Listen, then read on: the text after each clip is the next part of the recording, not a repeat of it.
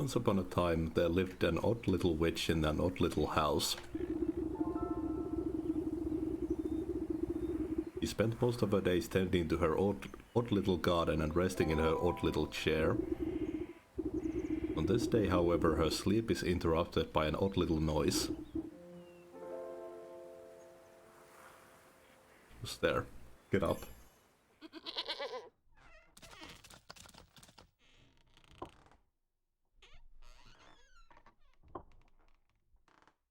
Oh shit. And save my... Oh, there we go.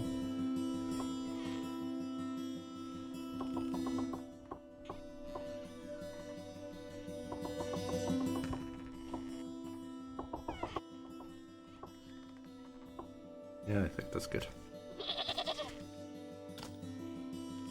Cold is loud as fuck though.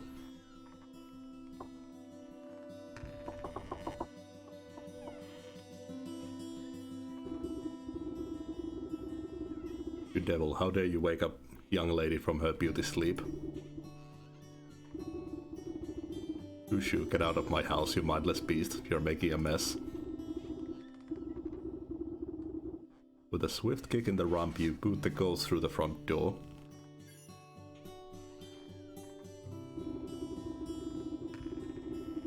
When did this place get so cluttered? I could have sworn I swept the hearth just yesterday. First things first, my old grimoire must be around here somewhere.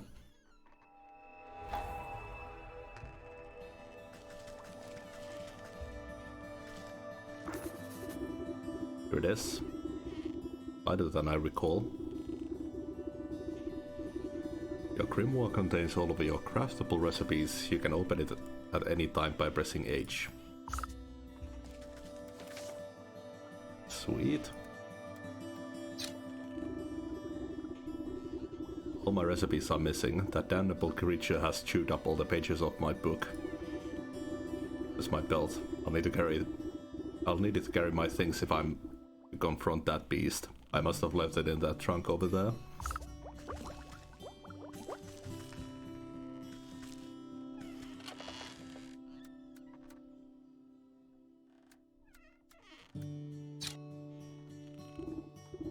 Oof, my poor back. How long was I napping for? A good dose of medicine ought to soothe these aching bones before I head outside. At least I still have the recipe for my mending poultice.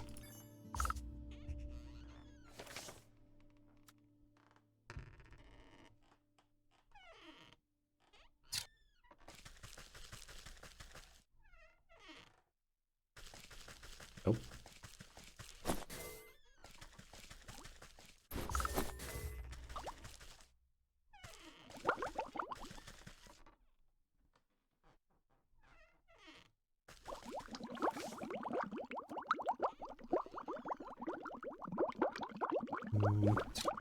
More.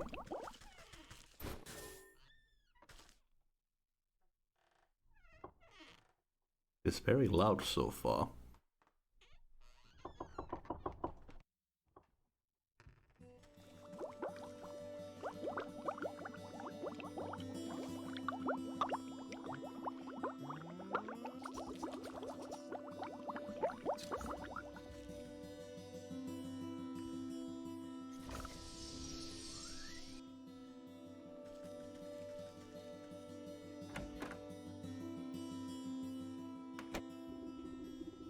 Step outside into a humid marsh and immediately stop your toe on a twisted root. Ouch, close your eyes for a wink. Close your eyes for a wink, and the next thing you know, the whole yard's gone into the weeds. Somewhere in the distance you can hear praying through the dense bramble. Where'd that cross-eyed Billy get to? He could at least put those gnashers to good use on this lawn.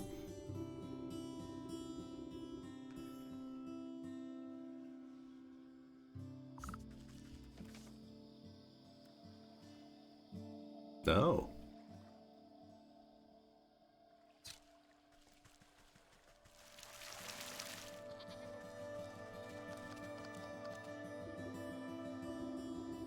That's all you've got to say for yourself. The goat coughs up a disgusting hairball. Ah yes, hello. Hello, can you hear me now? Apologies, it's been so long since I've used a mortal vessel. Yuck, there's dirt in its mouth. You can talk. Of course I can talk. Has your mind become so filled with cobwebs that you've forgotten your old friend? You would be, madam. It's good to see you up and about. I was beginning to wonder if you'd ever awaken. Though I suppose time flows strangely in this place. Anyway, I've come to collect. Do you have the amount that we agreed upon? Amount of what? Oh dear, if you really don't remember, we should go over the contract details again. Down there. Goat nods its head towards the ancient stone gateway looming nearby. And just how am I supposed to get through that solid rock? You're the one who sealed it last. Take a closer look, and I'm sure it will come back to you.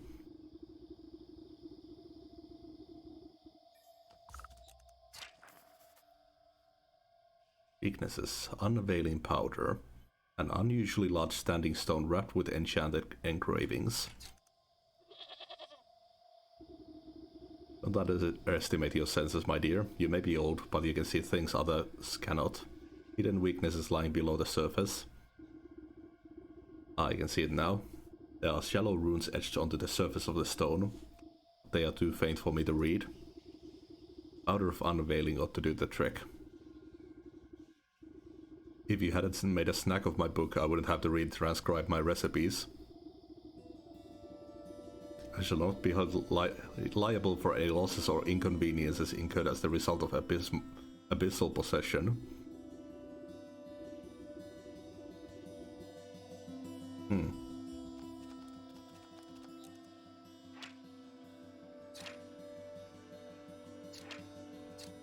Hey.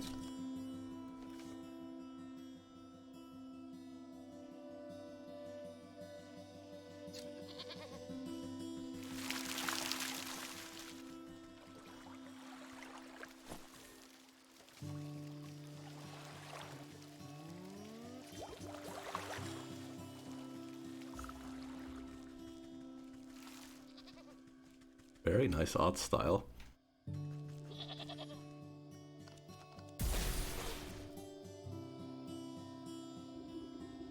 You smear a handful of the glowing powder onto the runes of the doorway. Cool blue light emanates from the cliffs and envelops the entrance in its aura. You squint, attempting to discern the meaning of the letters. They appear to be in some obscure runic alphabet. What gibberish is this? It looks like it was carved by a frightened hen. Must have been written in the umbral tongue. Allow me to translate. Ghost steps up to the doorway and pauses. Well, what does it say?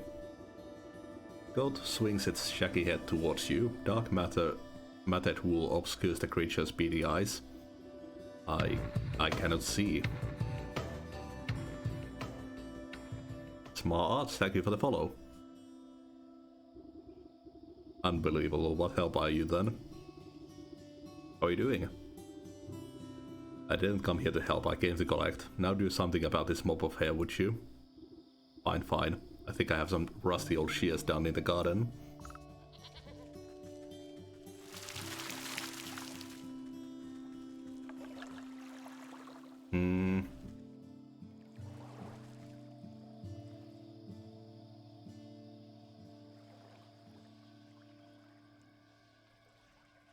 Not a good thing to come to other people's streams to promote like that.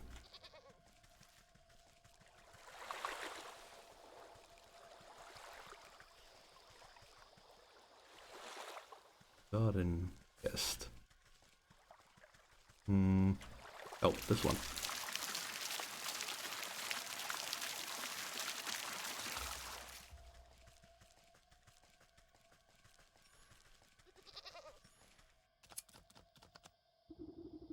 With much protesting and a nicked ear, you shear away clumps of dirty hair from the goat's eyes.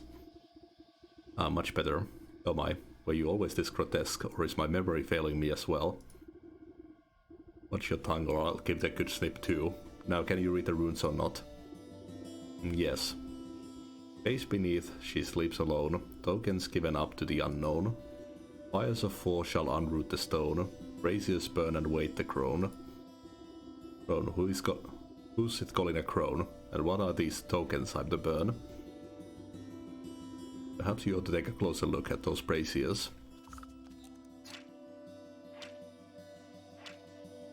Remnants of its last burn are barely discernible for the time sense. Blue feather, dog hair, rock slime and shiny stone. The inside catches the light just enough to suggest some past iridescence. Some past contents have left a hard residue within. Little remains in this brazier but an undeniably acrid smell. Dog hair, bird feather, frog slime and a shiny stone. I don't suppose you swallowed up any of those things while I was asleep. I don't think so, but feel free to sift through this creature's leavings if you want to be completely sure. However, there's a whole world outside this little swamp, you know? See that gateway over there? The one with the lovely green flame? Goat motions to the far side of your yard. I guess a brisk walk in the woods would do these creaky joints some good. Too much time indoors is bad for the humors.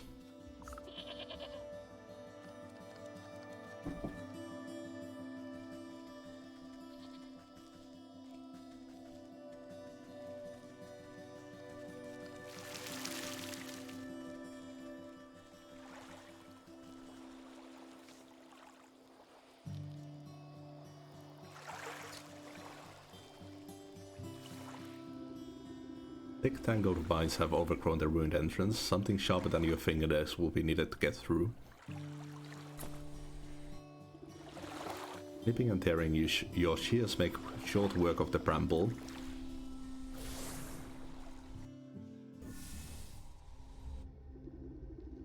Cut your way through the remaining vines and suddenly step onto a cold stone gaze. Time seems to flow backwards, or maybe it speeds forwards.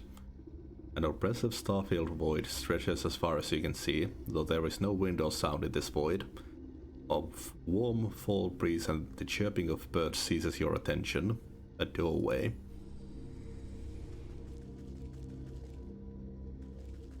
To the forest, that's the only one open.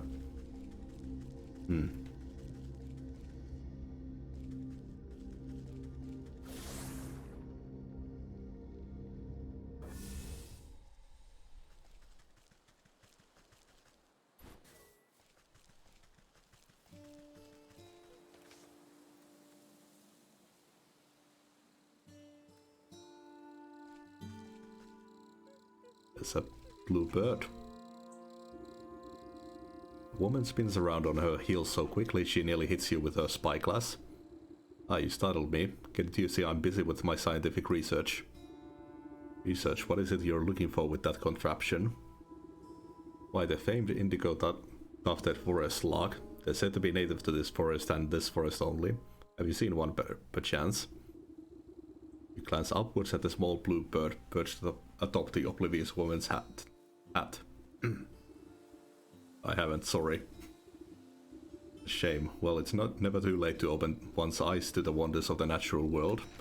You never know what you'll discover. He points at a nearby woodland critter, stuffing its cheeks with its seeds. Take that squirrel for example. Spend a few months watching its behavior and you'll learn everything you need to know about it. Observation is key. Now, if you don't mind, I wouldn't want to miss making an exciting new discovery. The blue bird glances vacantly at you before pooping on the brim of the woman's hat. Lovely.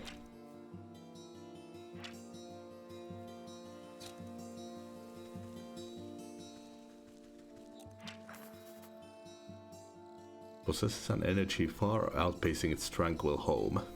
Weaknesses: snap trap.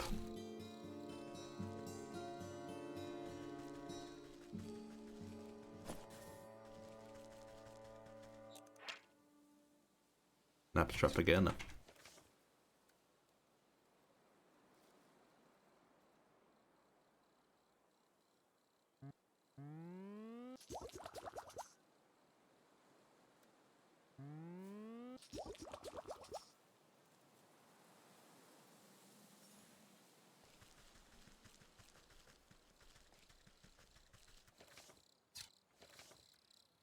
Wooden spring snare for catching the smaller denizens of the forest, useful against birds, squirrels and rats.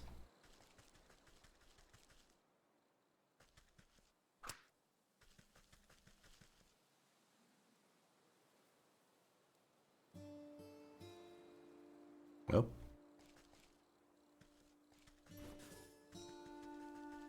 Does something just randomly fly into it then?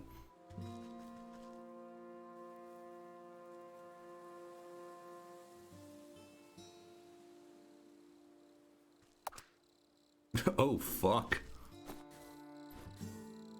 Meaty morsel.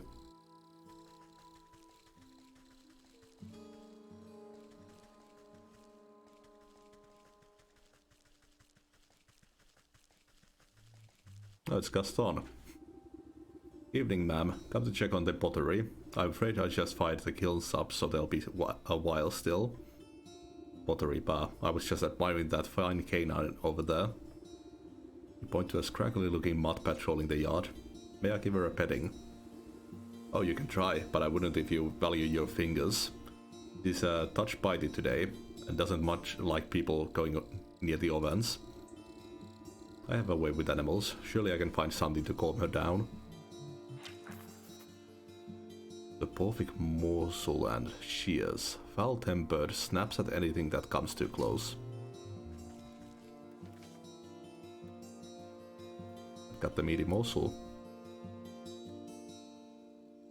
This draught will send whoever drinks into a deep sleep, however it tastes horrible, so mix it with something delicious. Lethe cap, jar of water. Imp eye nut. There's that one.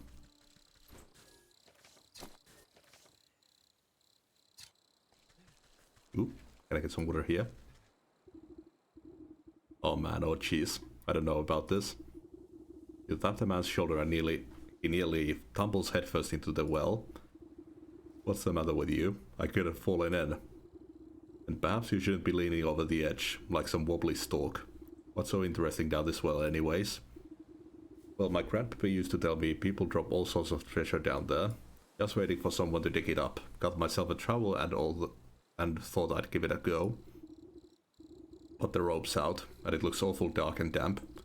I get goosebumps just thinking about all the ghoulies that might be lurking down there in the shadows.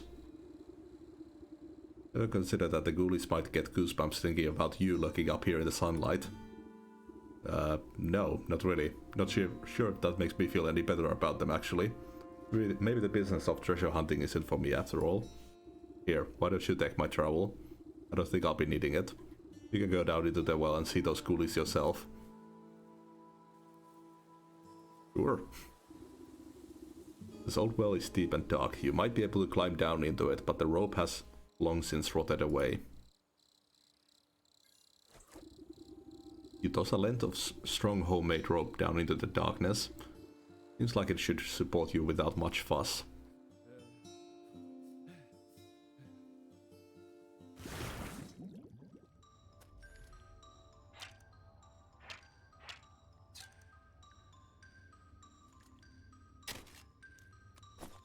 Oh, a frog.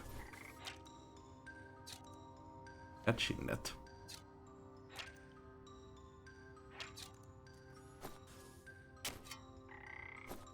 Shiny stone.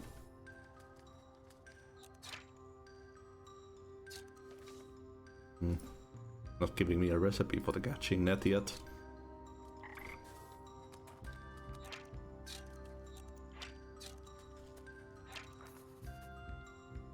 The jar, that's how I get the water then.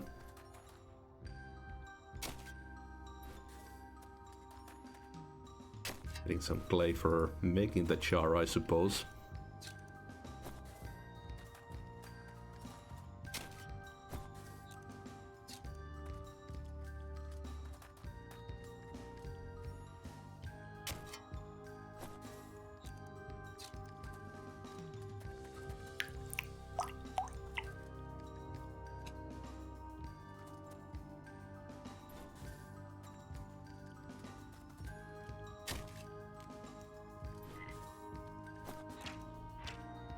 Darkened nook. Cozy burrow for a creature who prefers to be left alone. Something stirs inside but does not emerge. Okay, so I need to learn how to make that trap. So I need to find another creature that the trap works on.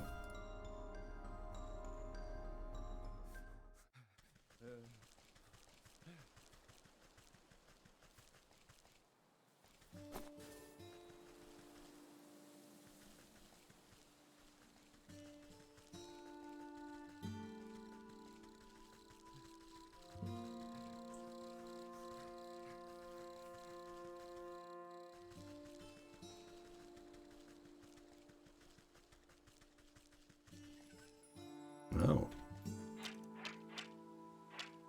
The most delicate of creatures vanishes in a cloud of dust when caught. Firefly, tiny insect that emanates an unnatural glow. No, still didn't get the recipe. Campfire ember.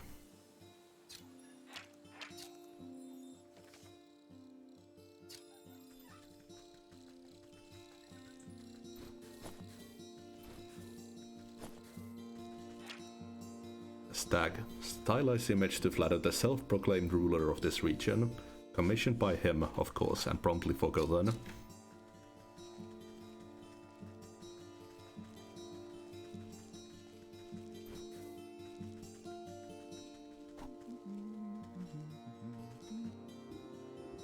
Hey, you there. Give me a hand, would you? With what? You seem to have everything under control. These stumps aren't going anywhere. My darn useless son was supposed to help me, but he's wandered off again. Probably to go bother frogs and eat bugs or some such nonsense. Anyway, I need help clearing away some of these dead logs. And it's late in the season and the wood has started to rot. Just be careful of the purple mushrooms that sometimes grow inside. They'll make you powerful sleep if you breathe in the spores. As much as I do love poisonous fungi, I'm not much of a lumberjack. Nonsense, anyone can experience the joy of splitting a fine stump. Yeah, my boy won't be missing his hatchet. Nice. Man, I might need to get a haircut soon.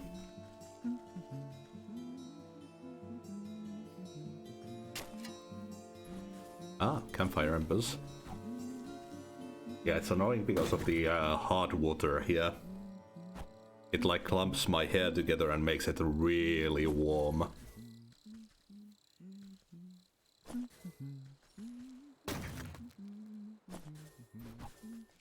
Lethay gap, that's the other part.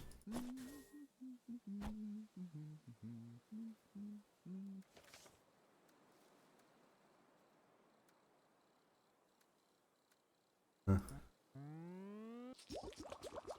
now we can go get some water for the well.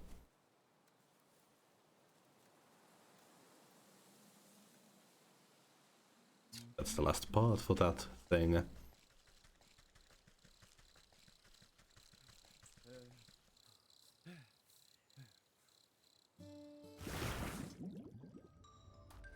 It is kind of nice to play an older character.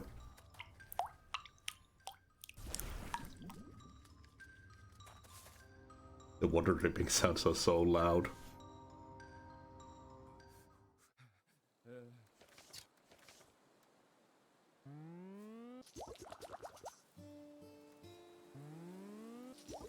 Sweet.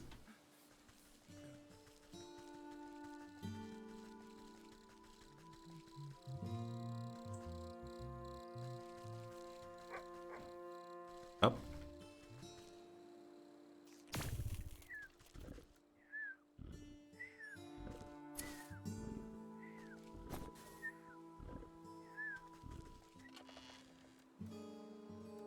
Sweet.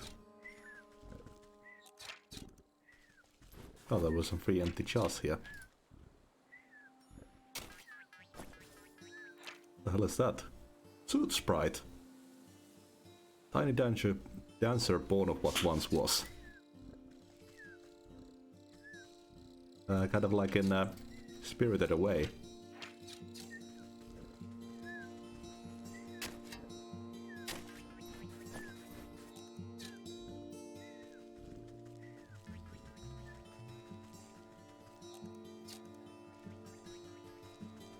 Oh, now I just need the rock slime. But I need to unlock the trap for that. So I need to find another NPC because these two need the trap for it and it didn't unlock it for me.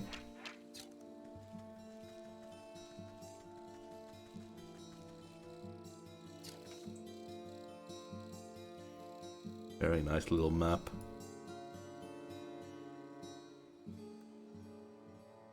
Oh, okay. There's another place for frogs.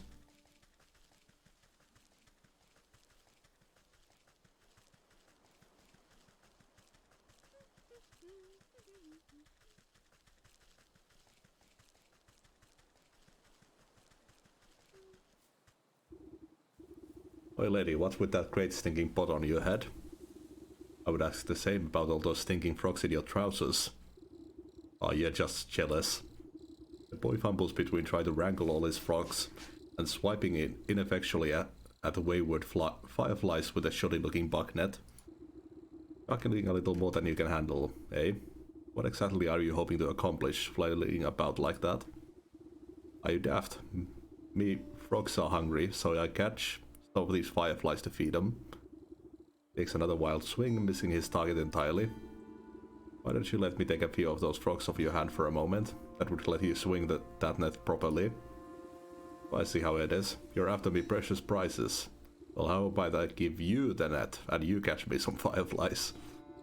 Then maybe I'll think about trading you one of my froggies. I mean, I like this trade.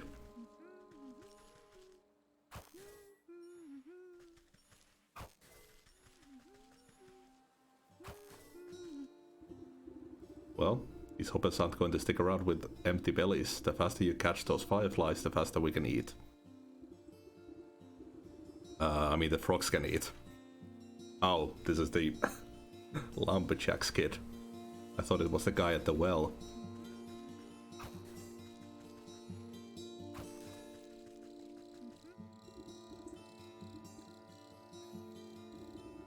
Boy shakes at the jar, rattling the captured insects like pennies in a piggy bank. Oh, these are nice and juicy. The lads are gonna feast tonight. Oh, about our deal. You agreed to trade me one of your pets here. What deal? I don't remember making no deal. A frog squirms out of the boy's overalls and plops down by his feet with a wet slap. Dang it, there goes Slippery Pete. He takes a clumsy swipe at the amphibian, but the creature squeezes out of his grasp and bounces into the underbrush. Oh shucks, I never liked him anyways. If you can catch him, he's all yours.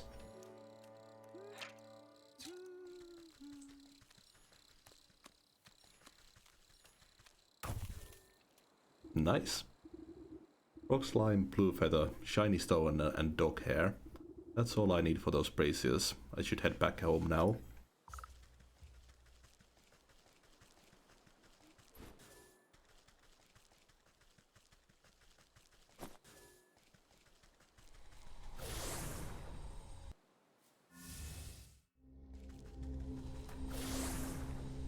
And there's so many areas. All of those are going to open to a similarly sized place. Going to be a lot of fun to explore those.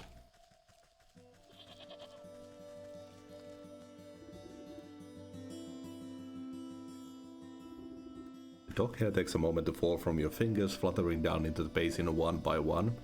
Fur bristles into foul-smelling coils before erupting into a cold green flame.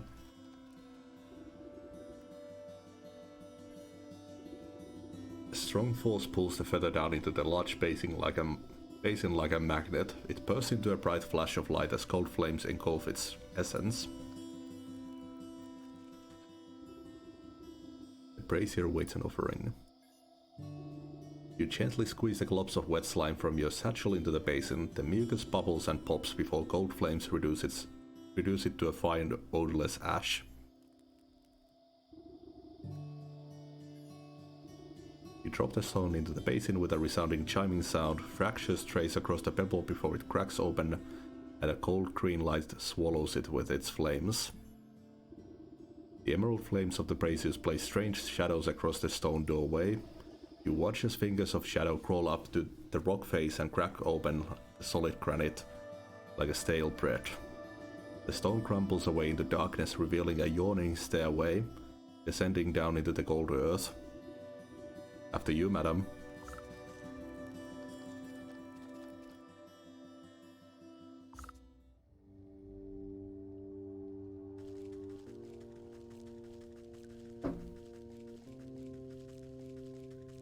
Oh.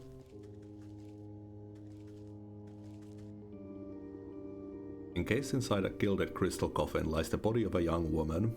Though she sleeps in an enchanted slumber, her ageless features express a deep sadness.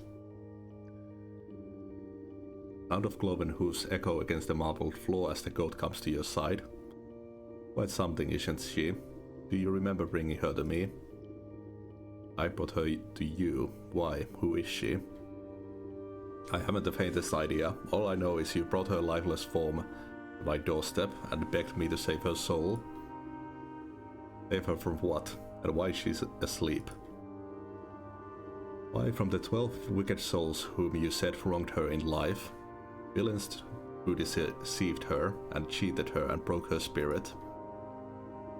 And as we agreed, here she will sleep until our contract is fulfilled, until you bring me those 12 wicked souls. But I remember no such contract. Our pact is binding, regardless of what you do or do not remember. At the goat's words, you feel something hard and dark walked away in the depths of your heart. It speaks the truth. And just why should I do your bidding? Seems like a lot of bothersome trouble to me. What do I care about some sleeping beauty? And there's the full name. Bring me the 12 souls, and I will release the sleeping maiden from her slumber. Our agreement will be fulfilled. Interesting, since we played a game about the little prince a little while ago. Who knows, in time you may even remember why you brought her to me in the first place. Or you can simply return to the comfort of your little hovel, where you will waste away until the weeds grow so thick that not even your shears will be able to cut you free, and your mind will stay as empty as that grimoire of yours. But it is a big decision to make so hastily. Why don't you sleep on it? A heavy weight fills your marrow. Your eyelids flutter, barely able to stay open. What have you done to me? I can't stay awake.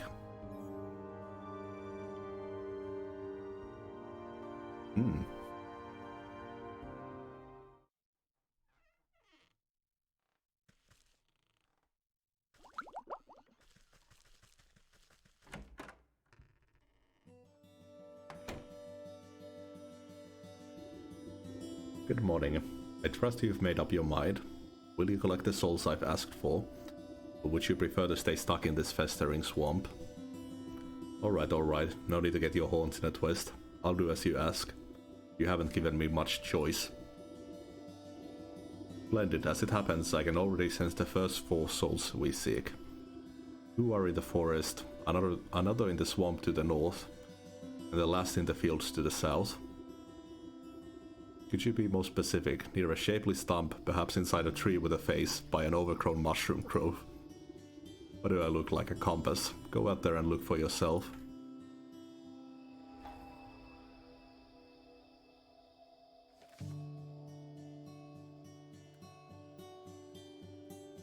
Bear in the forest, the ox in the fields, the leech in the swamp, and the snake in the forest.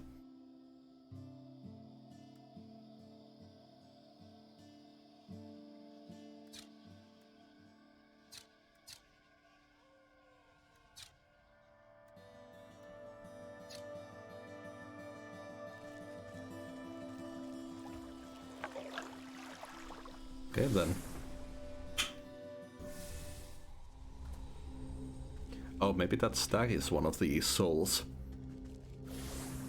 The one whose statue we saw.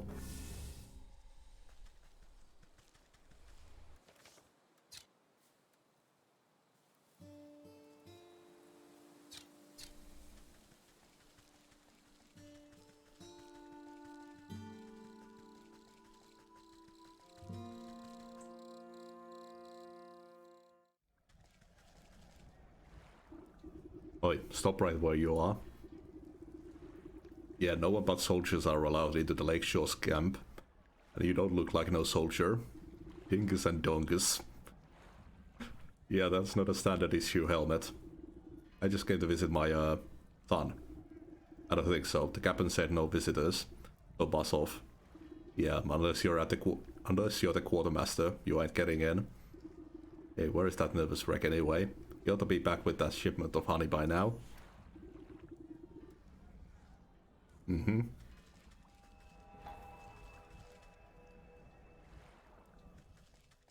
The bear.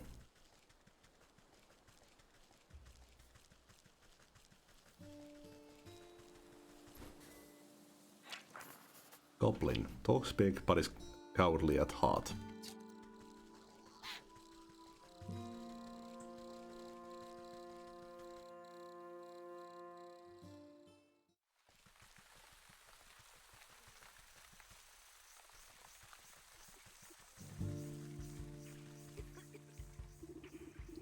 Who's there? My eyes have gone milky. Please come a little closer, sister.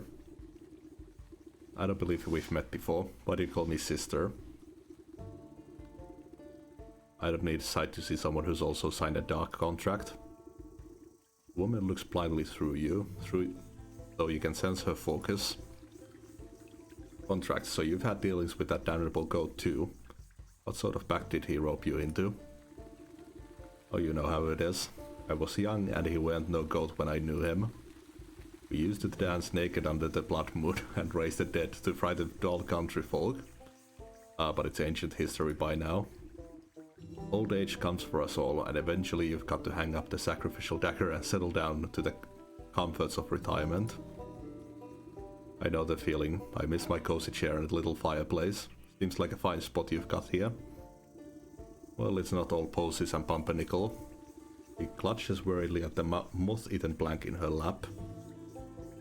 What's rattled your bones? Maybe I can help. My dear old husband. Handsome chap, although a bit clumsy. He had a tumble trying to weed out some swamp traps from the yard. Awful things like to snap at your toes when you're not looking. Anyway, he twisted his ankle pretty bad and went off to the sick house. Have it looked at. But that was a few days ago. He should have been back by now. And these legs haven't worked right in decades, so I can't even go to check up on him. I've been so worried I even thought about making another contract.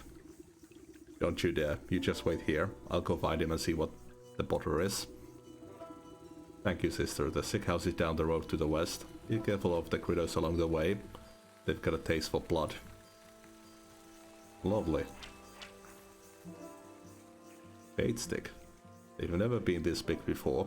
Fortunately, they've only recently developed a taste for meat. Doesn't much care for rushing about. If you're willing to do the work, a cold beverage may be in your future.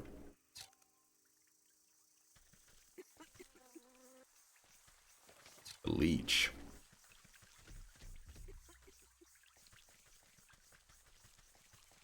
Look at that thing. Drake. Not a full-grown dragon, but just as mean. Oh, got me a bunch of recipes. Magic paste, an omnipurpose miraculous adhesive. Suitable for stitching edges, be they mundane or decidedly less so. Witch spice. Ever experience a flavor you can't quite describe? This is what you're tasting. Roast beast. And some helping of hot hog. Dreadful dole for the goblin. Issues a rattle so intense and unsettling it shakes itself to dust. Useful against goblins and bandits.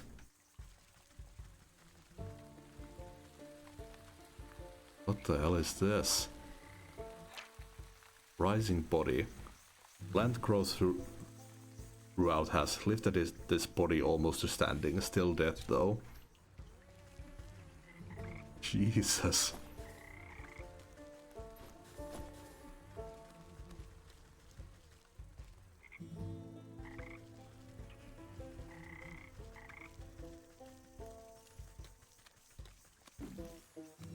No, what the hell is that? Big totem. Someone built this effigy to pay respect to the moon. The moon in turn has given it life.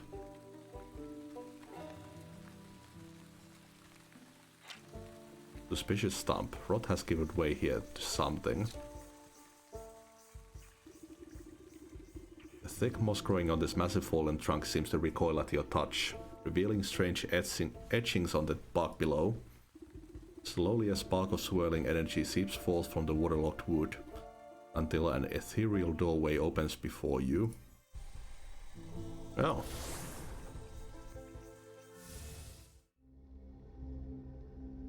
Oh, sweet. Okay, it's a shortcut.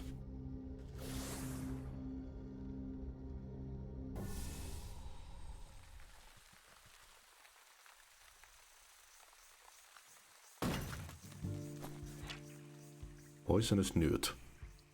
Exploding its ravenous hunger is the only way one might secure it without touching it. Oh, are we going to get the legendary Eye of Newt?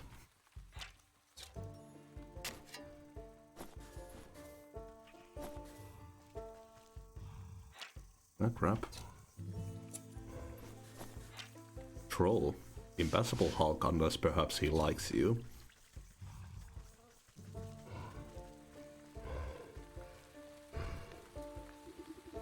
Fat Troll sits squarely in the middle of the bridge, busy scratching an itch on his back with a fallen tree. His unmatched girth blocks the path forward. Out of the way, you big galoot. He shifts his mass and releases a loud fart as you attempt to circumvent him. Oof, well, fine, keep your bridge. I'll get back when the vapors have dissipated.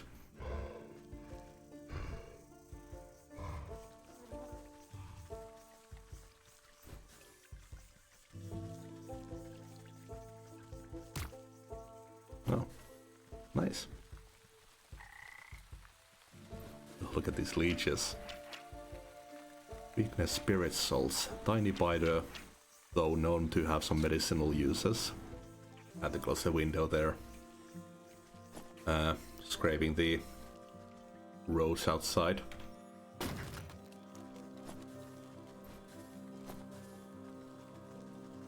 And this style is perfect for a witch game like this.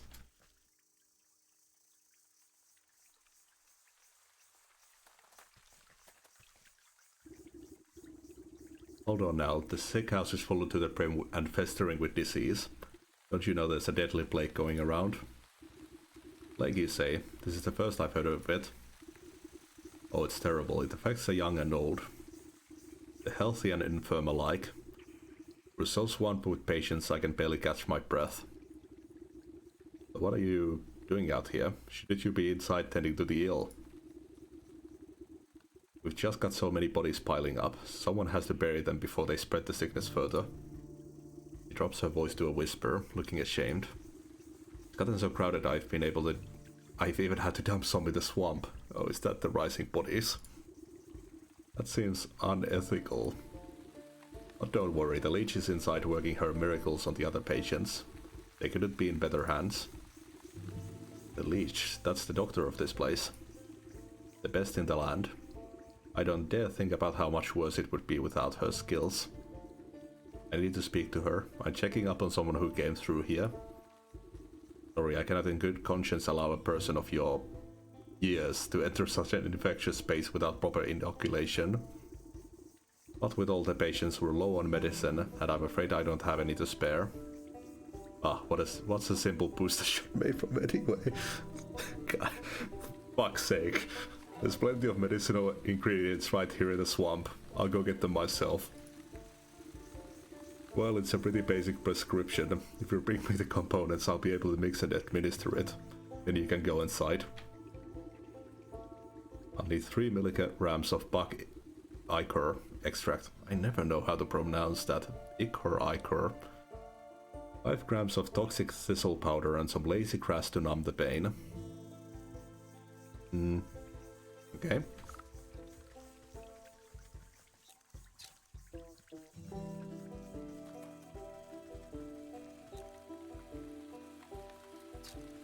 I really like this system, actually. Almhouse sign. Bring me your weary. You're sick, they will be well kept in my care. And your huddled masses.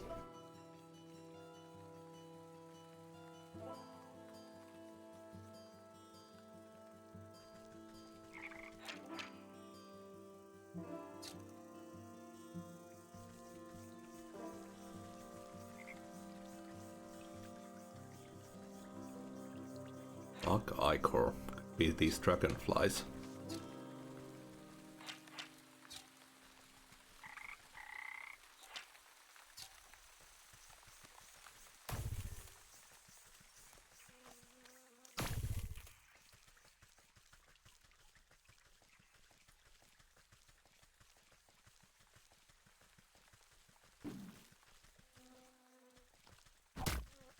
Ow.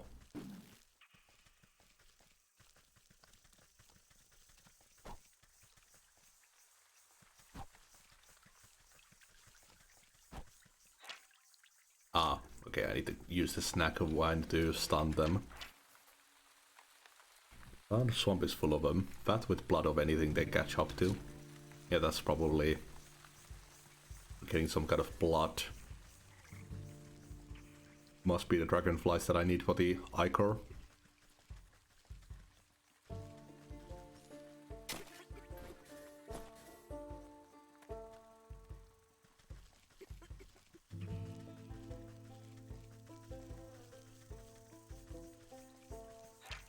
So I need bait sticks.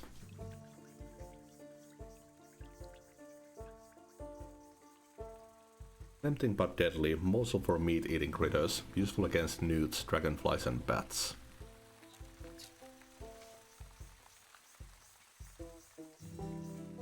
This thing right here. This is what I want in every single game like this.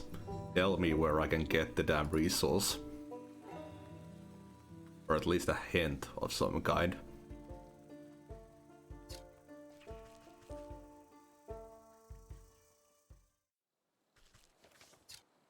Okay, so I guess we'll prepare 3 treats.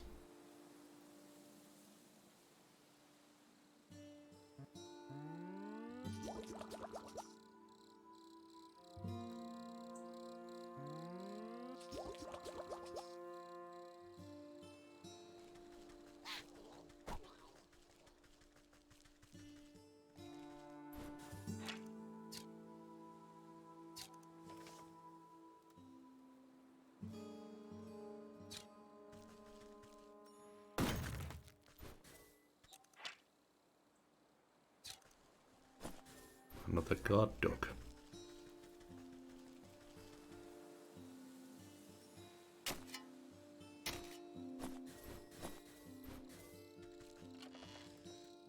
Oh. There we go. We got everything we needed.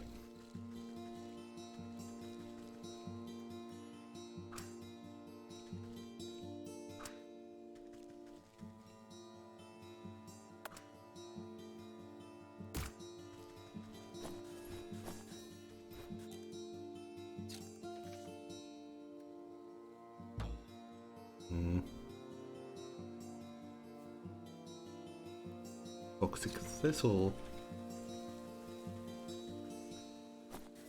Not much of a guard dog.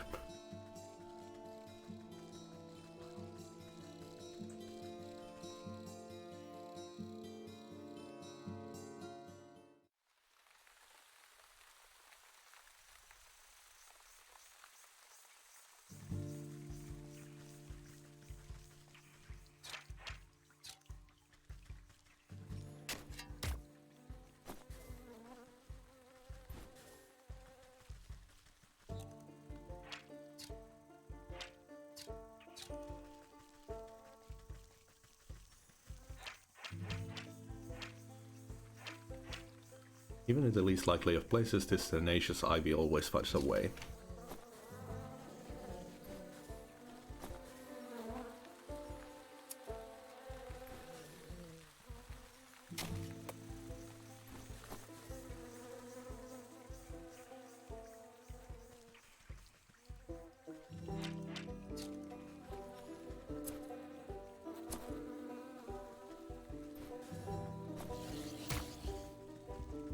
Damn. I need to make more of that healing stuff.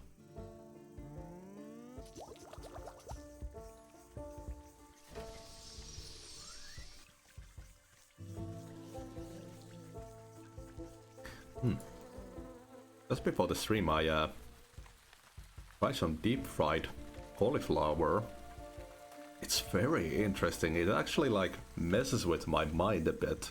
Because a couple times it really felt like I was eating like chicken or something. And you get the perfect bite. If you get some of those like bottom parts, those stalks or whatever, that's... it's a nasty feeling to me. But the tops are amazing.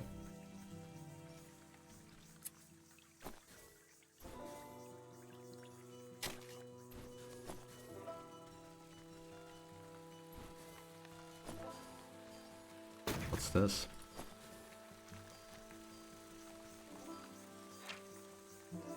Only dressed, but for what? And by whom? Don't know no weakness for this.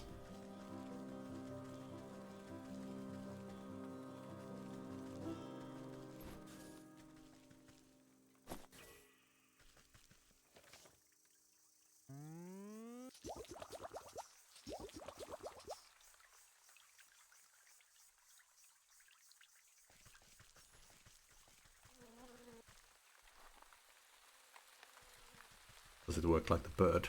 Yeah, it does. Hey, you get the fuck out of there.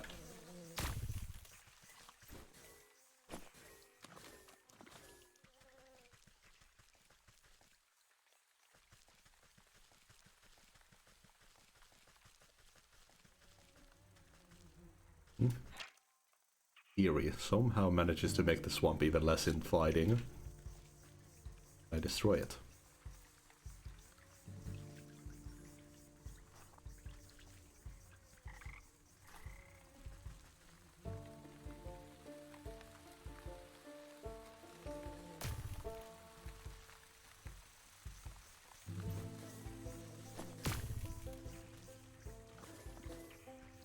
Good stuff.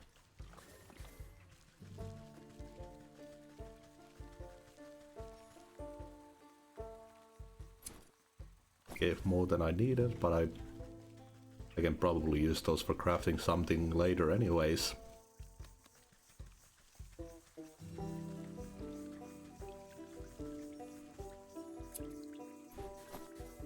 I mean, we need to go to the fields anyways. Can't get everything right now.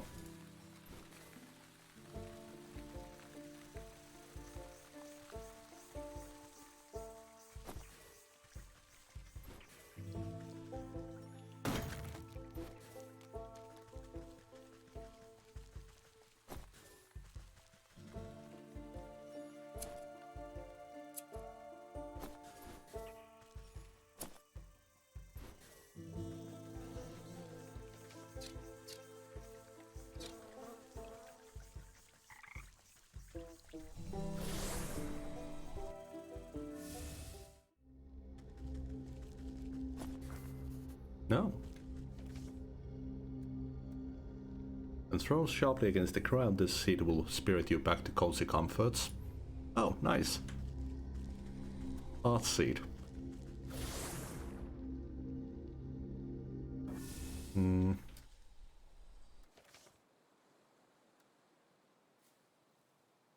Maiden weeps lakeside for her lost lover.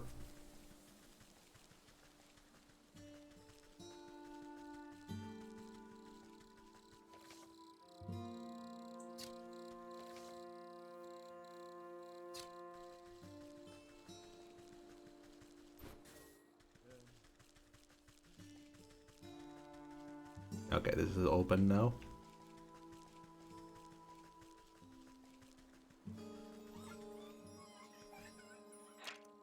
Elusive pixie, dancing above the breeze without care beyond fairies. Assemblage of detritus and face saliva, but one that has some tiny beings. One that some tiny beings call home.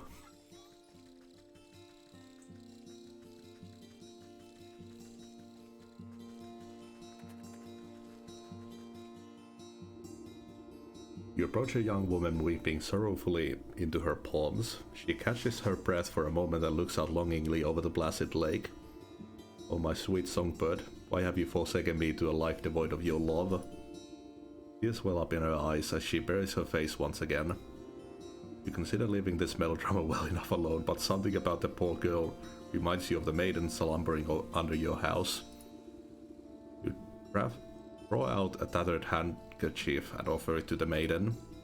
There, dry your eyes out, my child, and tell old Granny what the matter is. Oh, thank you. You're very kind. She takes the cloth and daintily taps the corners of her eyes, swallowing the last of her sobs. She composes herself before sighing wistfully. My beloved, such a sweet and romantic man, with a voice of a meadowlark. I get it, he dumped you. Well, don't worry, there's plenty of other frogs in the swamp. What? No, he loves me, and him. Though our families would never allow us to be together, he'd come and sing outside my balcony every night. One night we both were out to escape and meet by this lake. Lip quivers. I waited and waited under the waning moon, even past the morning sun, but he still didn't reveal himself. Tough break, maybe he just wasn't that into you. The woman snaps at you with a sudden vitriol. He would never abandon me. We're destined to be together. He slips back into the melancholic gaze out over the lake. Even now I can still hear the beautiful melody of his lute coming from across the water. Oh, the dull sounds of lapping waves and quaking waterfowl. Faint notes of some faraway stringed instrument whisper through the reeds. Oh, I hear it too. Maybe you are just mad in love.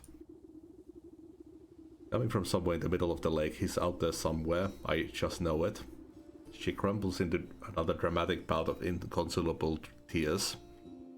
Now, I'm sure it's just some echo bouncing off the shore. I'll go find where this tardy part of yours has run off to.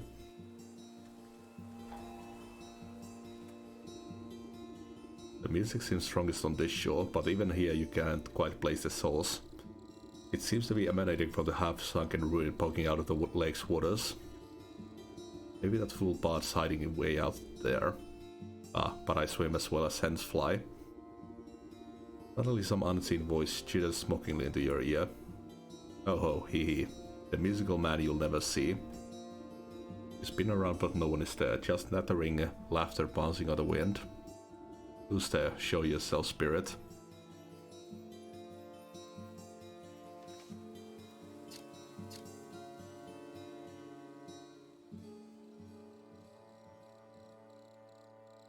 Okay.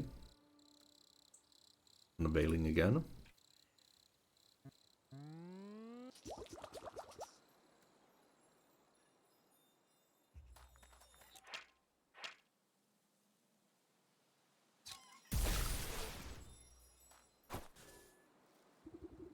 You snap your hand around the elusive creature and squeeze.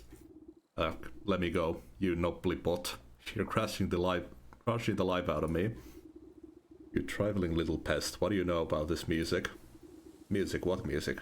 All I hear is the slapping waves and beeping birds. Your wrinkly old ears must be full of bugs.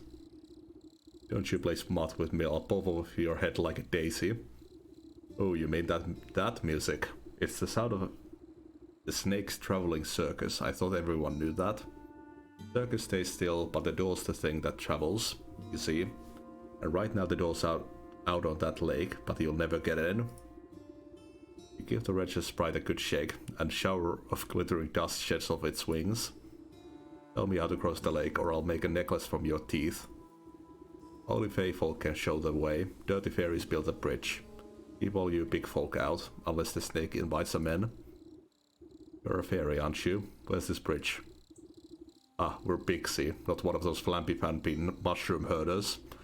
Besides, the bridge is invisible to big stompers like you. Creature peers over your shoulder and waves its tiny arms. Oh look, there's a fairy now. Why don't you ask her? You turn to look, but in your moment of distraction, the pixie sinks its sharp teeth into your finger. You sneaky little blighter. Wringing free from your grasp, the slippery monster chitters a laugh and vanishes in a cloud of smoke. You look down at your dust-covered hand. Fairy or not, this bridge must be around here somewhere.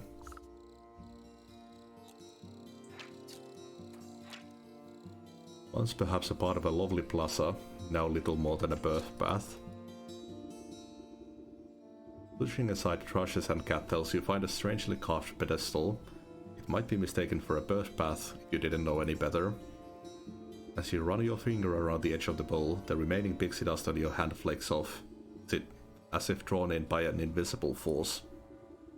Rude pictographs appear on the surface of the basin. They depict a coiled snake residing at the center of some kind of festival. Directions on how to rebuild the bridge are carved on the outside. You see symbols resembling fey dust, dancing fireflies and bird feathers. Okay.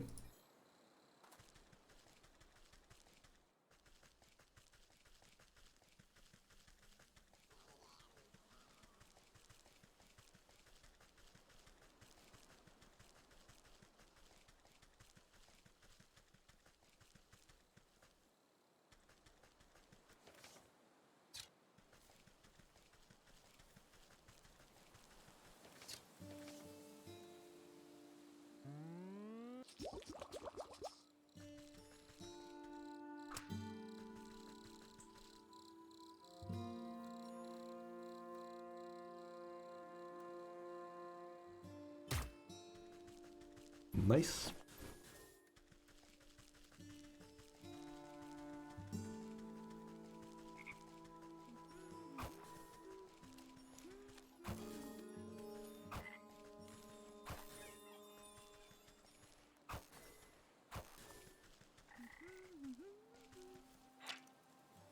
Oh. You can just catch them like this. Okay, that's it.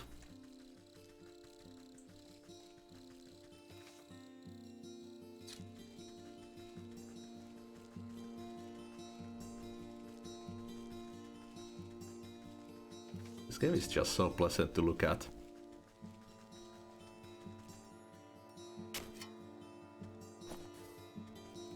I would love just a full-on survival game in this style.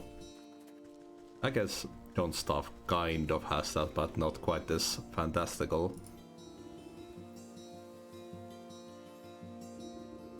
You shake out the fine dust into the bowl and it settles evenly to its inside surface. Each of the fireflies lights up on the edge of the bowl, stepping delicately until they are evenly placed. Placed into the basin, the feathers arrange themselves into the perfect triangular symmetry. The basin begins to glow a soft yellow as the fireflies rise from the muck within. They begin to dance up and down, drawing circles high above the bowl. Glitter rains down gently, shimmering as it catches rays of sunlight. Slowly the particles trace the form of a bridge leading from the edge of the water to the center of the lake.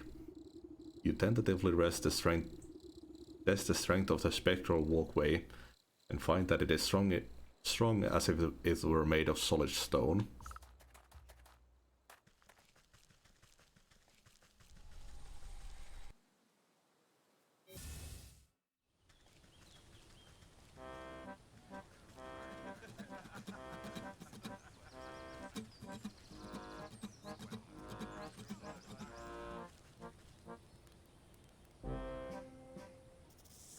Oh, it's an actual snake. Draped in glittering jewelry, the serpent stares intensely into the crystal ball as you approach. Welcome, my dear, welcome. I saw that you would come here in search of answers. I just came in here in search of a bard. That's him outside, right? With the loot. A minstrel, yes, he's working of a depth to me. All those folk out there seemed a touch addled. What did you do to them? They're all humble folk looking for something, just as you are. I'm here to provide them with my services in exchange for a bit of work. So what are you? Some sort of carnival wizard? You're making quite a racket in my forest. A wizard? No, no, no. I am a seer, a scryer of the hidden mists, a foreteller of fortunes and keeper of secrets. Fancy titles you're giving yourself. Sounds like you're nothing but a used cart salesman peddling your wares to the gullible. Ah, skeptic. Step closer and let the crystal ball reveal its mysteries. The snake's voice drops low and seems to fill the tent with heavy weight. I am a helper of swords and under a velour of knots I make the forgotten remembered. You feel the scaly touch of slithering coils wind around you, but you are powerless to move. And you have forgotten much. The snake's eyes swirl in a pattern you've never seen. Imperceptible colors collapse into themselves and fracture into kaleidoscopic mosaics against the canvas walls. Voice speaks from far away. It takes you a moment to realize that it is your own. I have forgotten so much. Let me help you find your answers. The serpent's coils slowly squeeze the consciousness out of you. With a desperate push of willpower, you blink away from the snake's hypnotic gaze. Wait, get off me, you worm. You wriggle your body like a sack of loose twigs. Despite your protesting bones, you manage to squirm free and tumble backwards out of the tent. When your eyes open, you find yourself back outside the snake's tent. You pick yourself up from the ground and dust off your shoulders. I guess that sly serpent has some tricks up his sleeves. I'd better come up with a plan for the next time I go in there. The festival patrons seem confused after your tussle with the snake, as if the spell over them was momentarily shaken. The crowd disperse as they fumble about in a haze. Now's my chance to get a word in with that bard. Maybe I can get him out of this mess. Drumming his lute, the strapping young man has a faraway look in his eyes. Is it wistfulness, nostalgia, or even hypnosis? Wonder I may, but never away from she I call my lover. To my chagrin, I stumbled in and met the gaze of another. Curious I stared, I was not prepared, and this was my mistake. A binding gaze, now I live my days in the service of the snake. Cry not for me, for there is she, that might still be me saved. My spirit steadily lives as she holds a gift from before I was enslaved. A mirror, but shattered, its pieces have scattered, it mended may set free. Down the wishing wellspring to the swamp's moonlit ring, and hiding within the pixie's tree. What's all this about a broken mirror? Gave it to that weeping maiden. Speak plainly, you wobbling fool. No matter what you do, the poor musician barely seems to realize you're there. He just keeps strumming his lute and humming his mournful tune. Maybe that lovesick miss will know what he's on about. So we gotta reflect the snake's gaze back into themselves.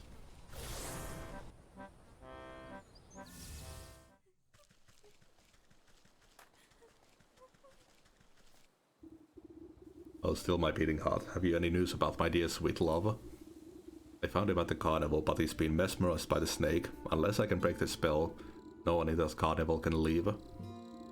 The snake, say it isn't so. I've heard how he grants wishes, but only for a terrible price. Why would my love be so desperate as to consort with that charlatan? I haven't a clue, but he's stuck deep. The only thing I managed to get out of him was something about a mirror. You know anything about that? A mirror? Oh yes, it was the first gift he ever gave me.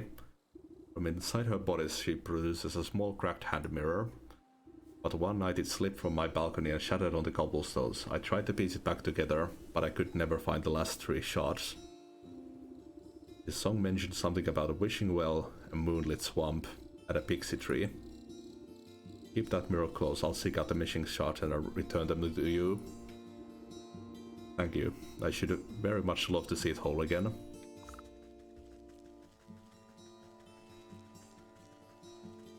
Pixie theory was over here somewhere, right?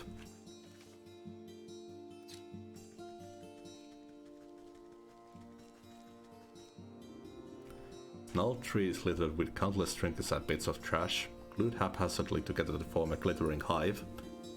You reach for a sharp piece of broken glass that could be mirror shard, but pull your hand away at the last moment. 1,000 beady eyes peer out of the tree's knot holes. Familiar cackling voice floats from above the others. You again, Gittlehead. What do you want now?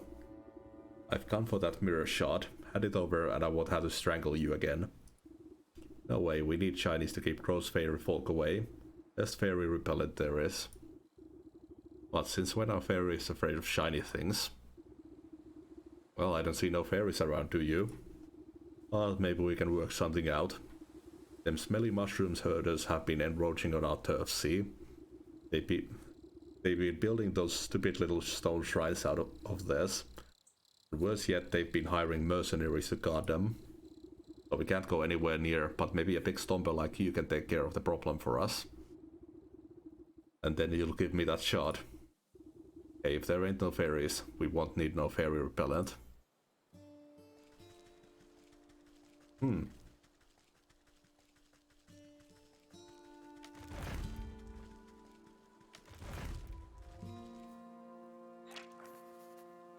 Tinderbox. This tree seems particularly angry about something, maybe everything. Try it. Sacrifice. Use the offering to powers greater. Powers with many gnashing teeth. Useful against drakes.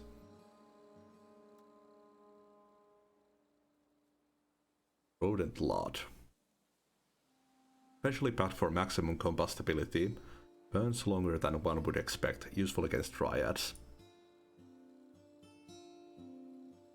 So fireflies and rodent lard. I haven't seen any rats yet.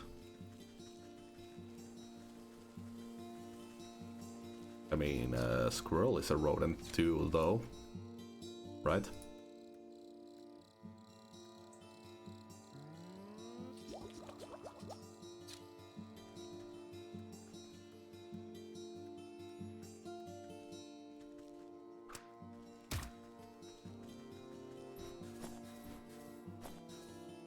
Yep.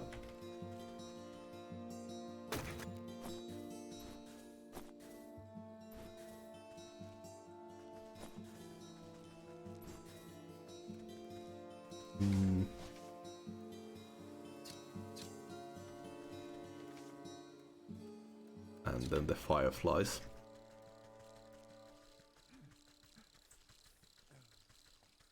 But then down here. I could also check if there's anything that I can do here now.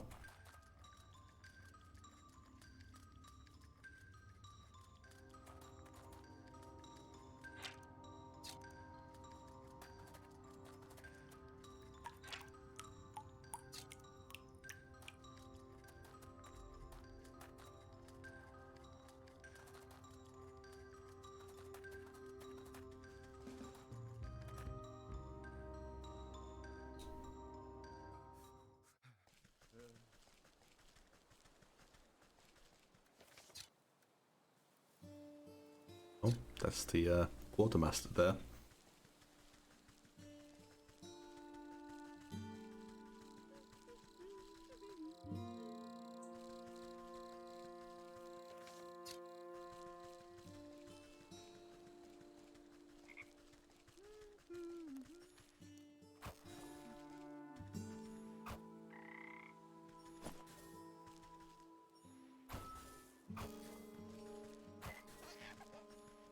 No.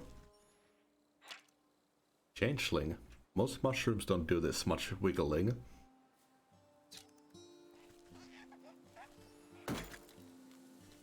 That's fucking brutal.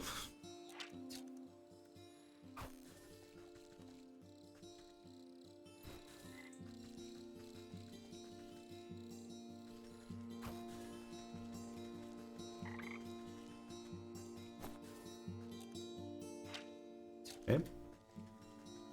I haven't found any. Were there any fireflies over here at the Stag Shrine? Can't remember.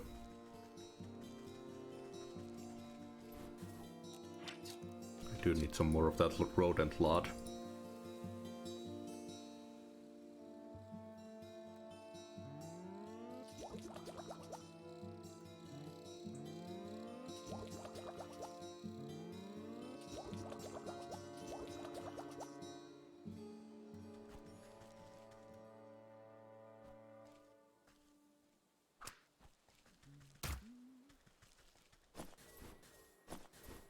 Getting a lot of meat.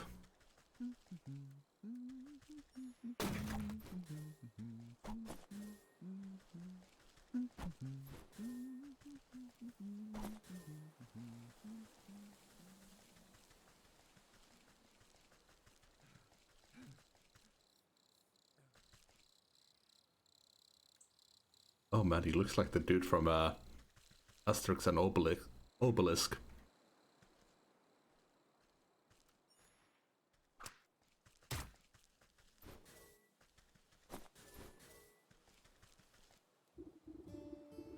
Hello there. I'm sorry, I think I managed to get most of this debris out of the road.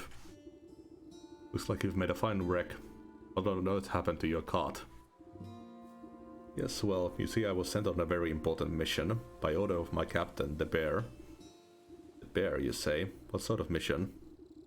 It was my job to make sure the lakeshore camp is well stocked with provisions, but most importantly, a steady supply of honey for the bear's favorite meat. I was just on my way back from the apiary with a cart full when a deer or something darted out of nowhere. Jostled my poor mule so bad that she broke her bridle and ran off. My own heart nearly leapt out of my rib cage. I piled the darn cart right into the ditch, she did. Now every barrel is smashed and I can't bring myself to report back empty-handed. The bear will have my guts for garters, I'm sure of it. Bear sounds like quite a brute. Or you don't even know half of it. If he doesn't get his honey meat, heads will roll. Maybe you could lend me a hand. I can't very well put this broken cart back together. No, nothing like that. But could you take a message to the Serpent of the Lakeshore camp? Sergeant. He's a reasonable fellow. Let him know what happened, and maybe he can get me out of this bind. You can get to the Lakeshore camp if you follow the road to the northwest of here. I need to stay with the cart and assess the damages, oh dear. Okay, there's some fireflies here.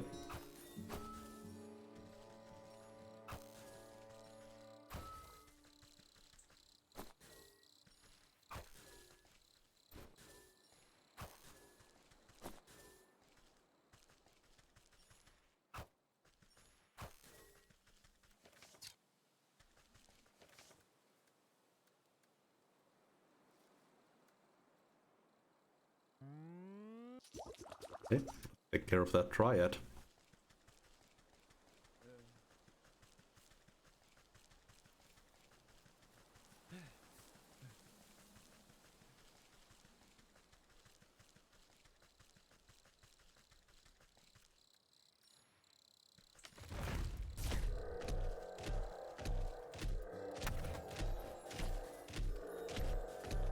Damn, he'll cool off eventually.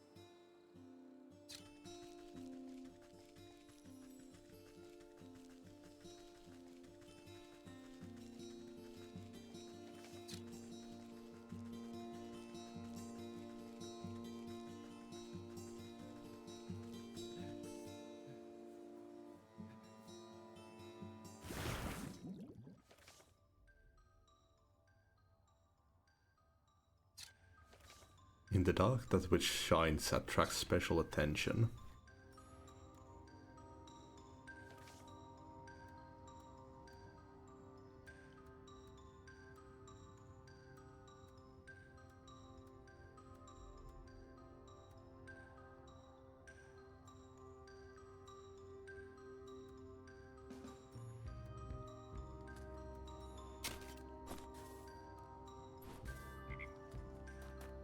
I mean, these things shine.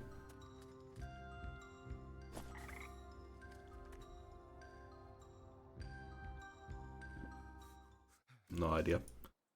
Let's move to the fields. Check that place out and get the last ingredient for the sick house.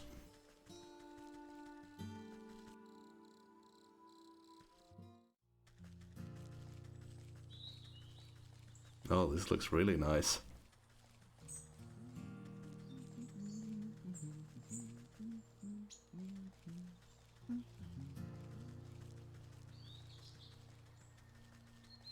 Oh, damn.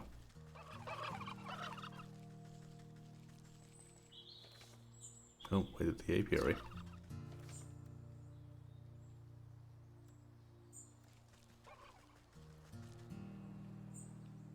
Check this place out too, maybe we can find a shortcut. Sorry, we're closed for the season. You'll have to come back later. Ah.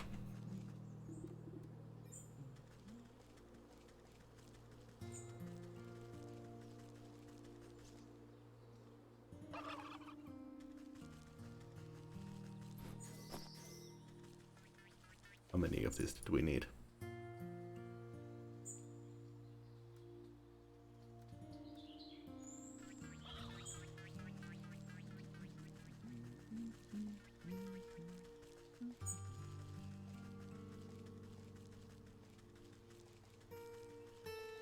Oh. Natural tinkerer, but stubbornly refuses to read any instruction manuals. Perhaps I can puzzle him somehow.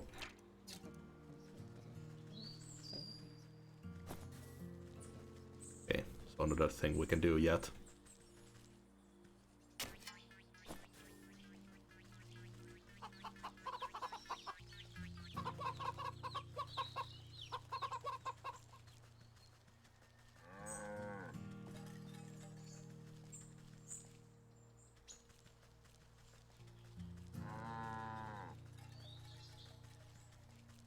Ah, there we go. Upon closer inspection, this mountain of hay appears to have been deliberately woven into an intricate wickerwork structure. You carefully pluck a single piece of straw from its center and the whole bundle begins to swirl and unravel until a gaping vortex opens before your eyes.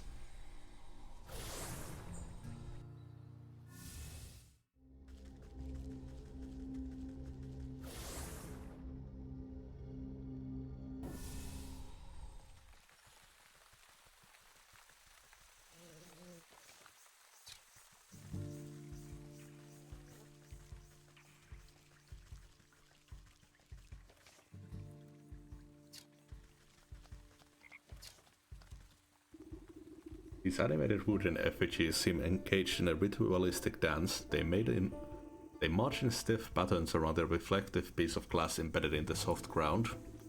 You lean in for a better look just long enough to make out the shard's mirrored surface, reflecting the ghostly image of the moon. You think to reach in and grab it, but the swinging limbs of the dancing totems are too dense and quick. Out of the way, you overgrown twigs. Maybe I can get them to shift their attention to some other glittering bauble. Moonlight globe.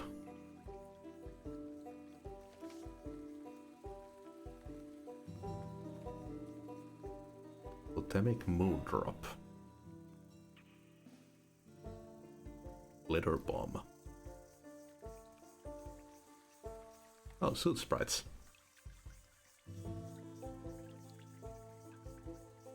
Totemic moon drop.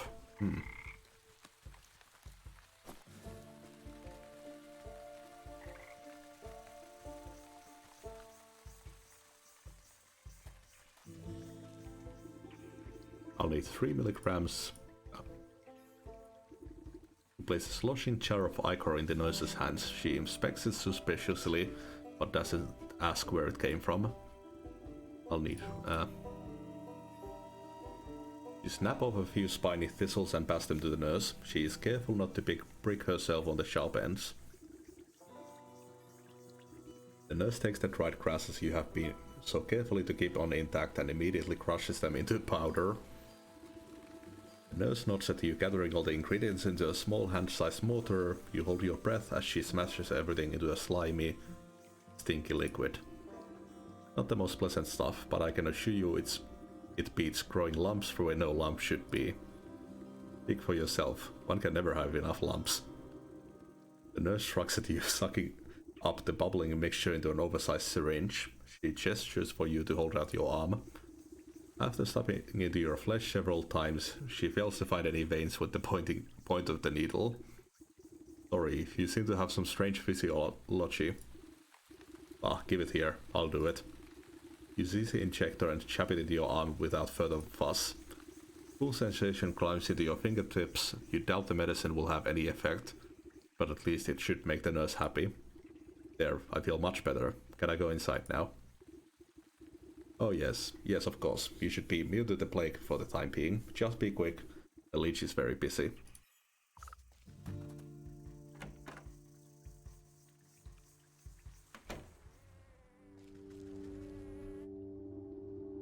Ugh. The doctor slithers from one patient to another, checking off little boxes on a clipboard. From under her white-brimmed hat, she appears to notice you enter but pays you no mind. It must be the leech. I was hoping you could help me find one of your patients.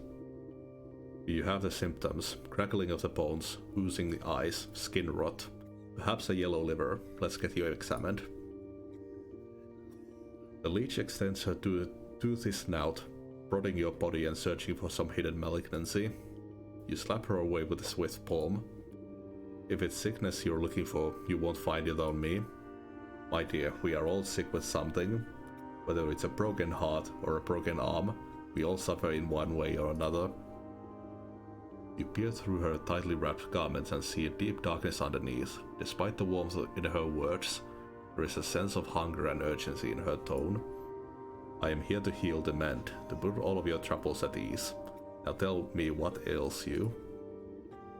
I told you already, I'm in perfect health. I'm here to find someone. A man who came through here with a sprained ankle. Half the patients who come to me have a twisted this or broken that. Before the pox sets in, that is. Can you be more specific? What does he look like? Oh, I'm not sure. Well then, how do you expect me to help you? Come back to me when you know who you're looking for. You look about the sick house at the coughing, wheezing, bedridden souls. Perhaps some of them will be able to identify the missing husband.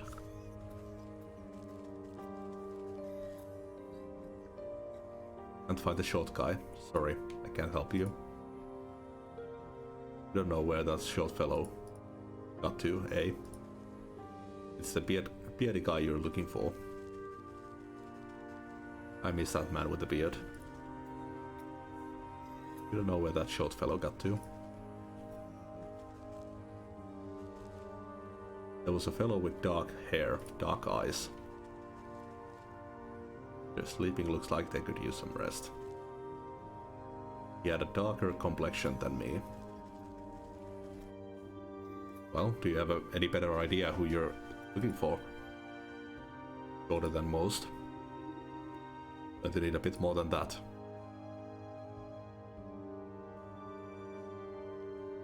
Dark in features. Wore a full beard. Ah yes, I remember that poor man now. He came in with a swollen ankle, but on his journey through the swamp he must have contracted the plague. His condition declined rapidly, I'm sorry to say. In the end, there wasn't much I could do for him except make him more comfortable. He's dead. What sort of sick house is this anyway? My condolences, really. Now if you'll excuse me, I have to get back to doing what I can for the living. At least I'll be where his wife might collect his body. The nurse outside seemed to be having trouble keeping track of them all. I'm sorry, that information is reserved for the next of kin. Judging by your physique, I wouldn't say you were related to the deceased in the slightest. The doctor turns away from you to prepare vials of medicine. Better return to the old woman in the swamp with the bad news.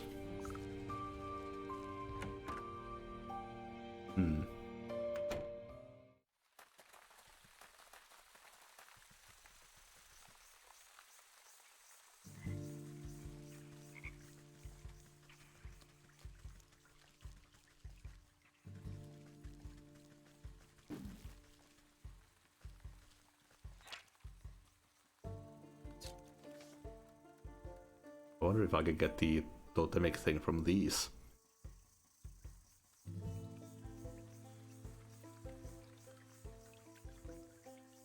Healer snoot. Oh, fuck. Got stuck.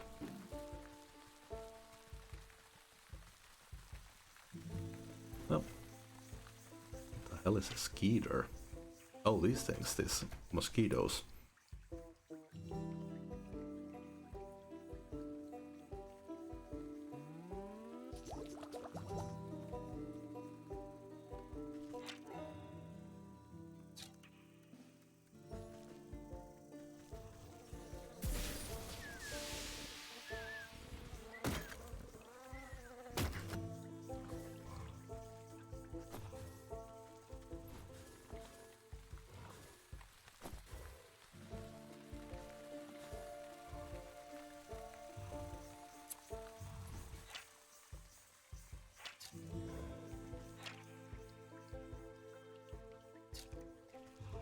Try to talk to him again. Nope. Hey, maybe that opens a later area.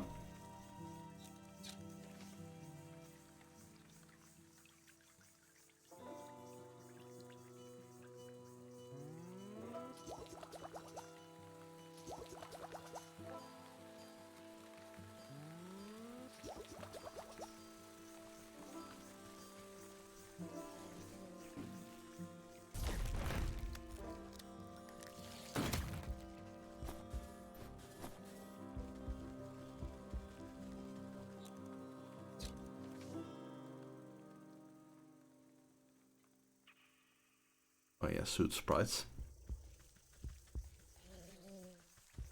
Need more health.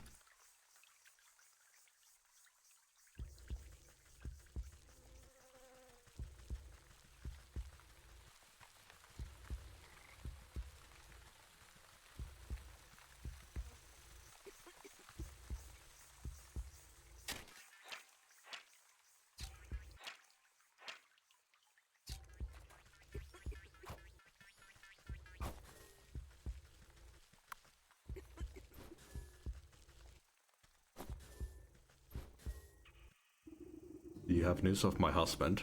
He should have been back from the sick house by now. You bow your head in condolence. I'm sorry to say that your husband has passed away. The leech said he fell ill with the plague.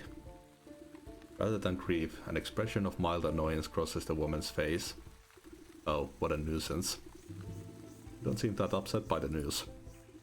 Well, he was getting on in years. It was bound to happen sooner or later. I just didn't think it would be from some measly plague, of all things. So where is the fool now? I'm not sure, the leech wouldn't tell me. But her assistant mentioned having to dispose of the dead out in the swamp. Oh, is he one of those corpses pointing out from the ground? Ah, Brimstone and Bandersnatch. I know I'm already in your debt, sister, but can I ask you for another favor? I suppose I've already stuck my foot in this mess. What is it? There's an old circle of power just west of here. It served me well in my younger years, and I expect it's still got some juice left. I need you to dust it off and fire it up again. I'd go do it myself, but by the time I get there, my poor husband's body would already be reduced to worm farts. What am I to do with this circle?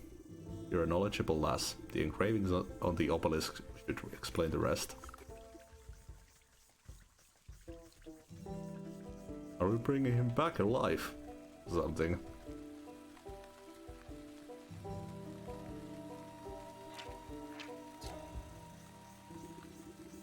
You brush off a blanket of thick moss and lichen from the ancient magical pattern carved into the earth.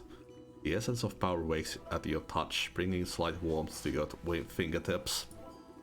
4 black stone obelisks surround the ritual spot. You'll need to scrape off more overgrown decay to read the runic lettering engraved on their surfaces. Ah, okay, now we need the Drake Fang. Get a death certificate from the leech.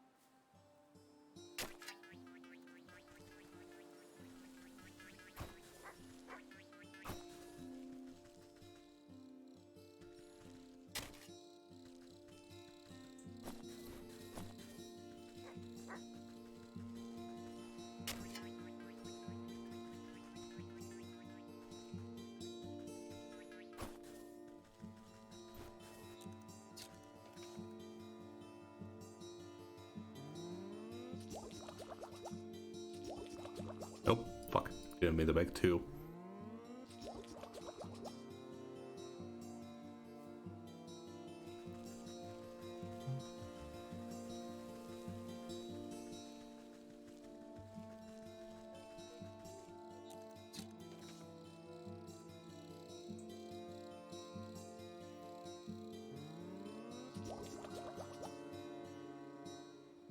Little more than a lucky trinket for those who would raise the dead, but sometimes that's enough. Pumpkin shack bone.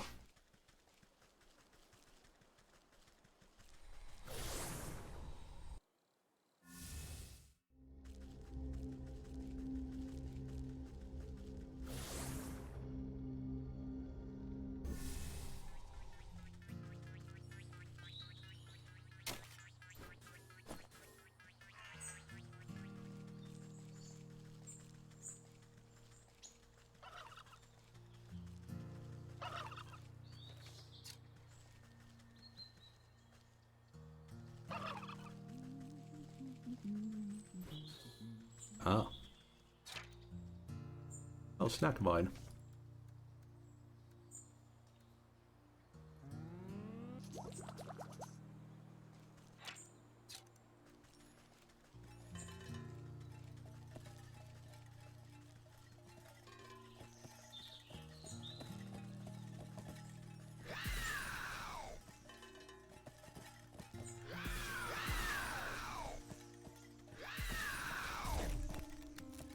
Oh no, it was only for a single target. I was thinking of the smoke bomb.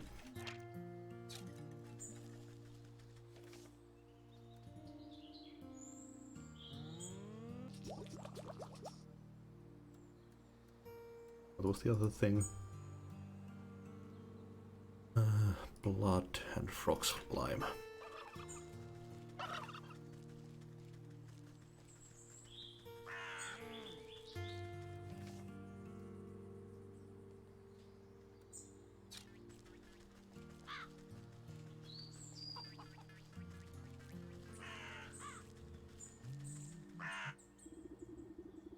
Hefty god stands before you, wiping beads of dew off his bumpy forehead. He tilts off the brim of his hat and greets you with what you interpret as a smile. Welcome to the farm, stranger. What brings you out here? How's it growing, farmer? Oh, you know, not so bad. Trying my best to win the harvest competitions this year. Well, you look to be making good progress. I'm sure you'll be a shoe-in for the blue ribbon. You would think so, wouldn't you? But every year, without fail, that's our stakes surprise. No matter how hard I work, but it's just... I'm just going for a German. I can't seem to outgrow his crops. Careful now, you're beginning to sound like a sore loser. Yeah. Yes, it is a German accent. Fuck's sake. Not sore loser, I just think it's quite suspicious, don't you? Last year, the ox and his family grew the largest corn cobs I've ever seen. I was only barely able to get a second place because of my own little helpers. He motions to the animated turnips and potatoes busy with menial farm work. But this year, his crops are larger than ever before. Even though his family is nowhere to be seen, it doesn't make any sense to me. He's working the fields all by himself. What happened to his family? That's the fishy part. No one knows. They just disappeared one day and the ox has said nothing. That does sound suspicious. Perhaps I'll go ask him myself. Yeah. Farm is down to the southwest. Can't miss it. I must get back to work. Veggies won't grow themselves, you know.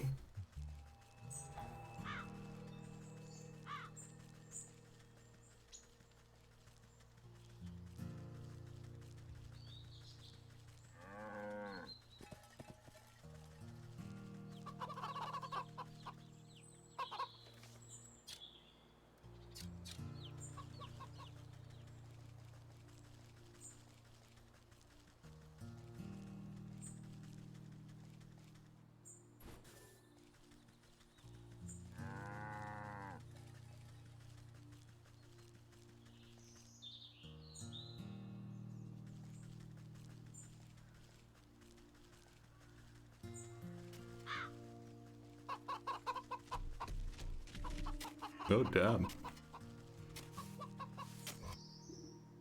Hey, this is private property. What are you doing trespassing on my land? Why, I just came to admire the glow of your crops, Master Ox. I heard you produce the most bountiful produce in the land. Well, you heard right. I work day in and day out till my hands are raw and my back is broken, but you won't find a finer farm anywhere else. You're sure to take the first prize of the Harvest Festival again. You and your family must be so proud. The ox spits on the tilled soil. Bah, those lazy lads never understood the pride and joy of devoting oneself to the land. What good's a family that gripes about hard labor? We'd have never won any of those competitions if it wasn't for my sacrifice. Where's your family then? I can't help but notice you're working all by yourself. If you must know, those damnable bandits out by the South Bridge stormed the place one night and stole them away. Bandits, you don't seem very concerned about getting them back. Ah, I'm better off. For all I know, they could have been already ransomed off for some fertilizer. But if you're so worried, why don't you go talk to those bloody brigands yourself? I'll get your big nose out of my fields, or I'll toss you in the compost heap.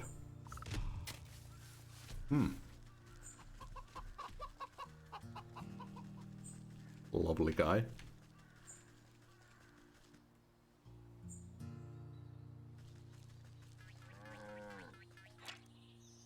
Hopper.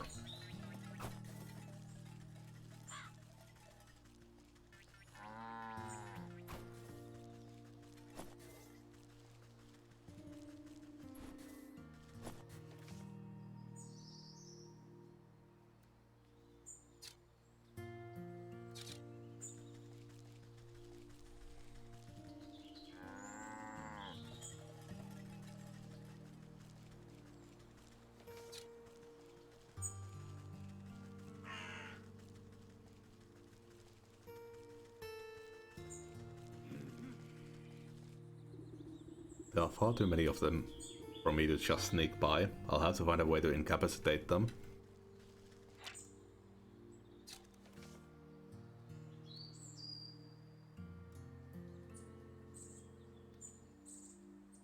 Rain.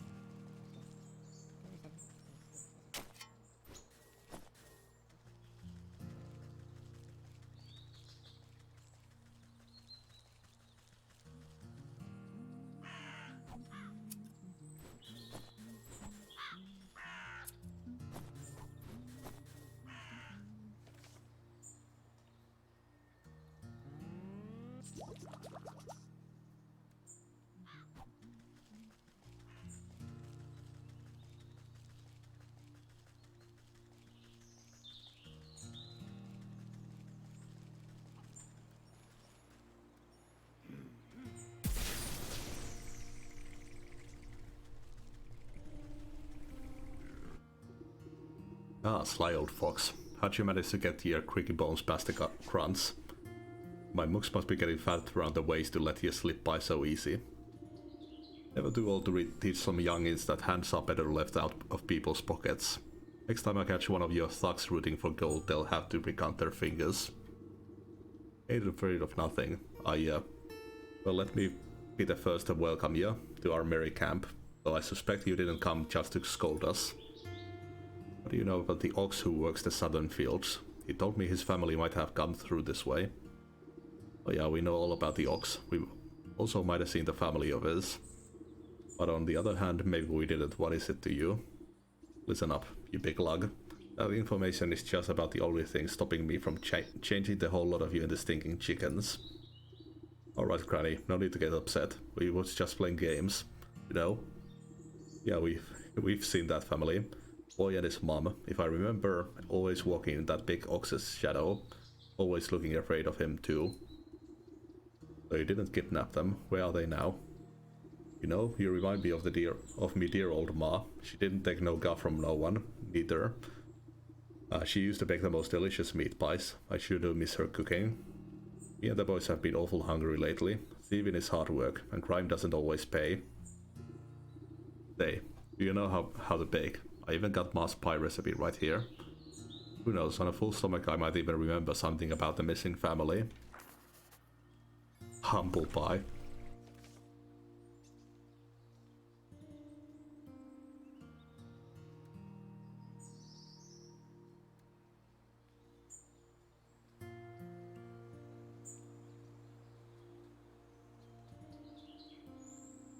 Hey.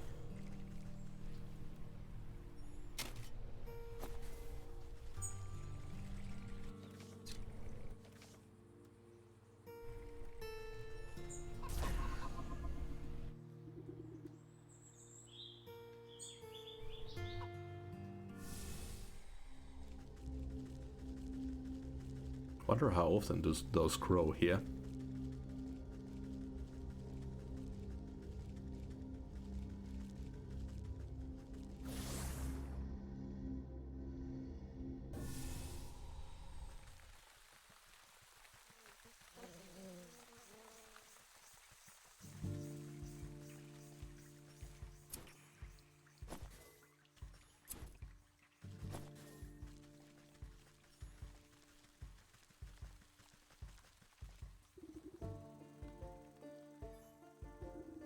You cast the glowing globe into the ritual circle and watch as the wooden effigies suddenly lose coordination and knock their wooden limbs into each other. You take the opportunity to slip between their tall frames and snatch the mirror shot before their frenzied dance begins anew. Nice.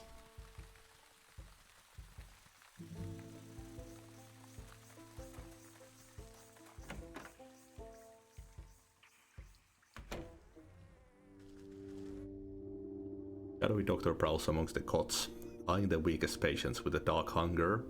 He snaps a quivering tentacle at you as you approach.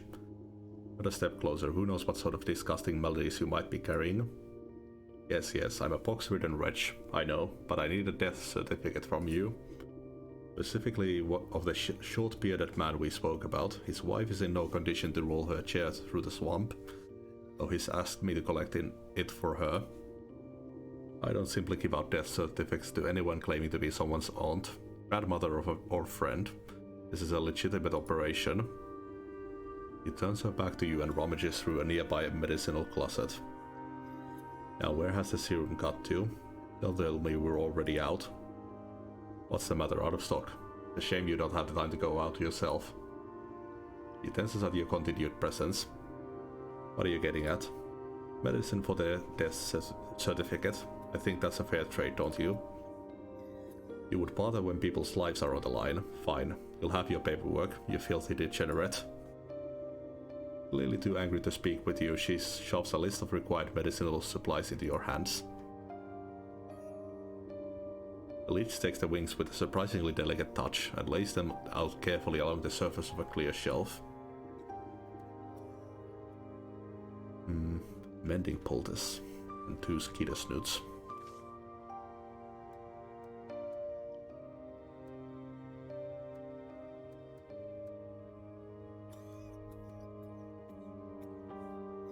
I need a lot of forest herbs.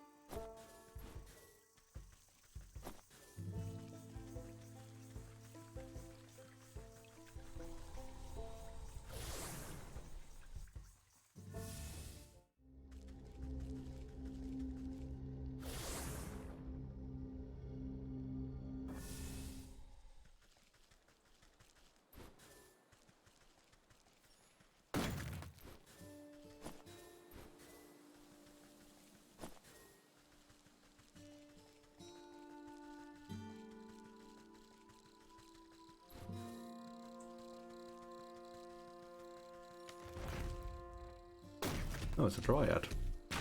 Oh fuck.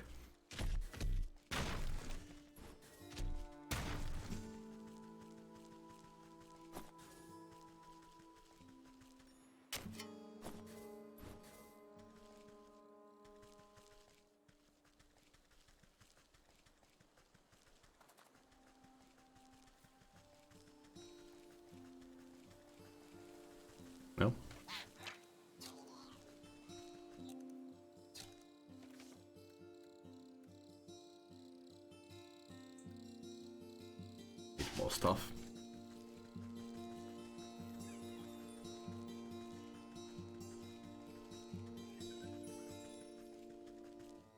Nice. Okay, so this place grows a lot of forest herbs.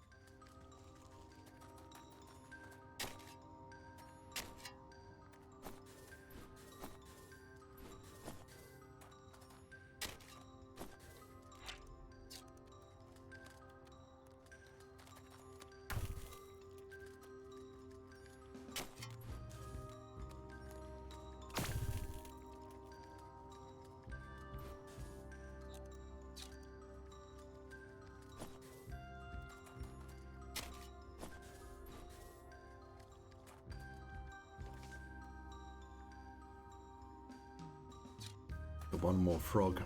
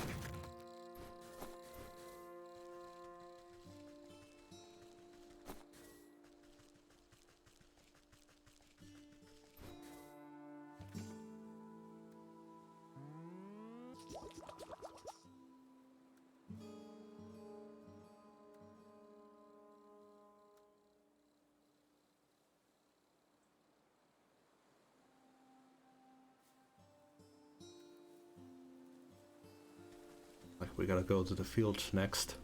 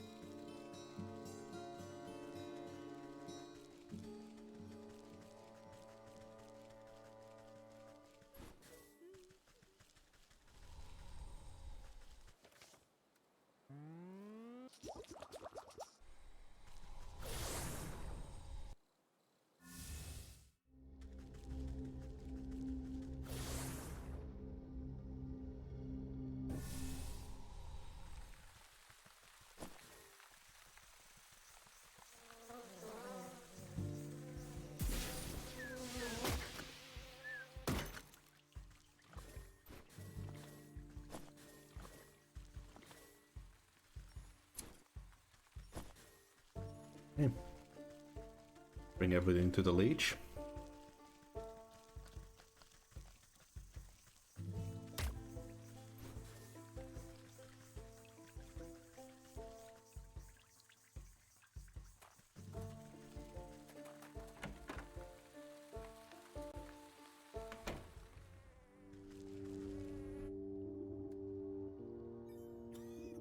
Leech stuffs the poultice into an unsanitary looking cabinet without a second glance. Leech leech inspects the barbs before placing each of them carefully into a velvet-lined container alongside other excruciating-looking instruments. I found your errands. Now I really must insist on that death certificate. There's no need to get prickly. I have your papers right here. The leech extends her moist arm and thrusts a poorly written note in your hands. You shake the mucus from the paper and try to decipher the loopy, illegible scribbles. I'm not even sure that the leech spelled the poor man's name right, but you suppose it's better than nothing. Next time I need a doctor's note. I'm better off forging the signature myself.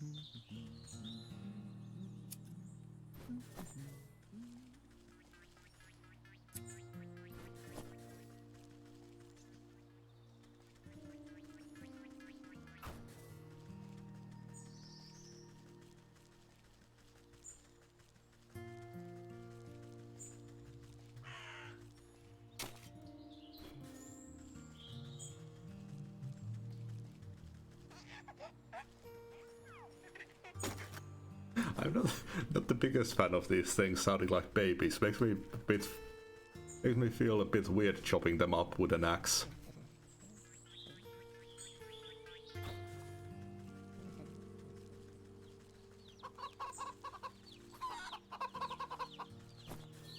I just squeeze the egg out of them.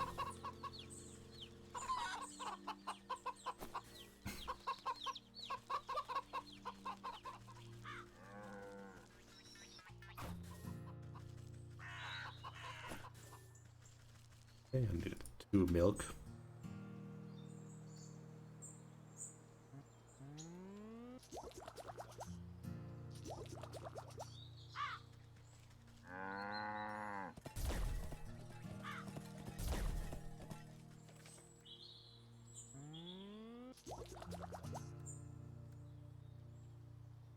Rosefoot.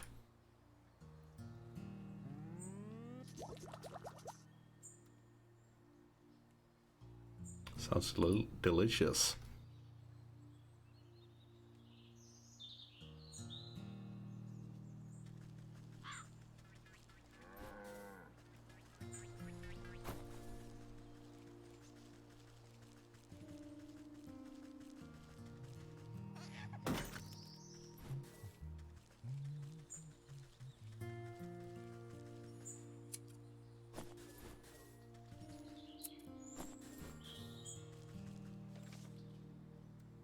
I needed to make one of these.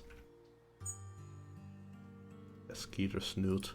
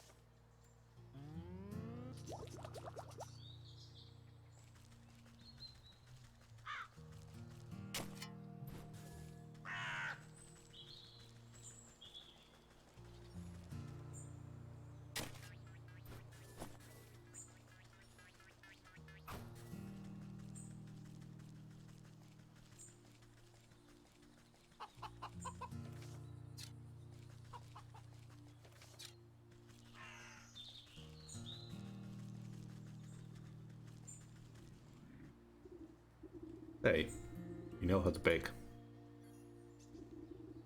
If I fall from, I want pie in my tummy tum. Come on then, have a helping. The bandit plunges his hand into the pie, grabbing a fistful. He barks in delight as wet chunks of pie filling a feather out of his gob. Ah, delish, just like how Ma used to make. But something's different. He picks a small black feather from between his yellow teeth. Is this grow? Figured you could do with a serving of humility. Gargantuan man's lips begin to quiver. Great watery tears well up in his beady eyes. What's the matter, dearie? Are the spices too strong? Nah, it ain't the spices. It's just... He deteriorates into a great shuddering sobs that shake the camp. Ma always said I was a bad seed, said I weren't good for nothing but eating and thieving. But all I really wanted to do was dance. I was gonna make the greatest dance troupe the world had ever seen, had a nice name in mind and everything. Big and the leap in pockets. But, I ain't been doing nothing but taking, always taking. Oh, Ma was right, I'm a bad apple. Come on now, dry those eyes, you're not all that bad. He snorts a dangling glob of snot back into his nose. You really think so? You gently reassure him with another helping of pie. Of course not. You're going to tell me all about the Ox's family, aren't you? Alright, well, you see, we've been spying on that ox for years now. Every full moon he'd go into his fields all by his lonesome. He'd howl at the sky. What was it he'd say? Oh yeah, he'd yell, Upcra corn cob. And it always sounded like he got into an argument with someone, but there was never anyone else there, except that creepy old scarecrow of his. You pat the sniffling rogue on his stubbly cheek. That's a good lad. Maybe it's time to think about trading the daggers for dance shoes. He stuffs small handfuls of the crumbling pie between his blubbering lips. Yes, ma'am. Yes, I'll do it. I'll dance.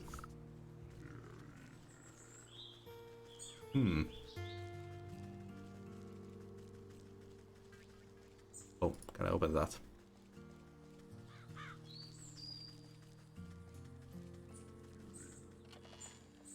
Oh, nice.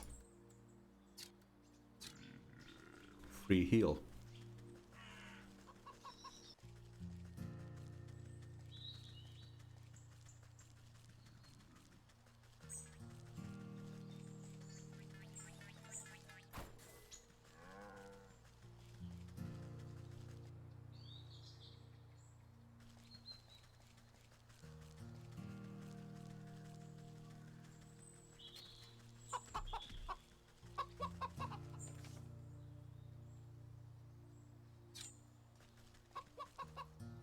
Oh, there's some forest herbs here.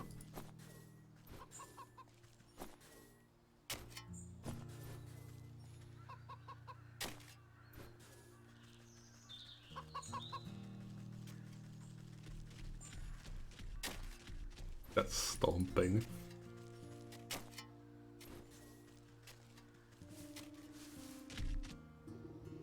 Eerie simulacrum of a human sways in the breeze. Its lumpy face seems to leer down at you, as if expecting something. Ah, Apraca corn cob. Figure creaks against its pole as its vegetative head twists to look at you. Takes a wheezing breath, expelling a moth from its mouth hole. Hello, yes, have you come to strike a deal with the great magnanimous harvest master? No thank you, I'm involved in quite too many dark contracts with supernatural beings already. Why then have you summoned me? Has the ox made a deal with you, perchance? The ox? Why yes, terrible trade I say. But a deal is a deal. What sort of trade? Does it have to do with his missing family? Yes, he said he wanted to win pretty prizes, grow the best crops. Said he would give up anything in the world. So he offered me his wife and son. And I'm not the one to refuse a bargain like that. Where are they? What did you do with them? Don't worry, they're fine. But as long as I make the crops grow, they belong to me. And if the crops should fail, your deal would be broken. Ah, I'm the great harvest master. My harvest will never fail. We'll see about that. I better take a close look at these prize-winning plants.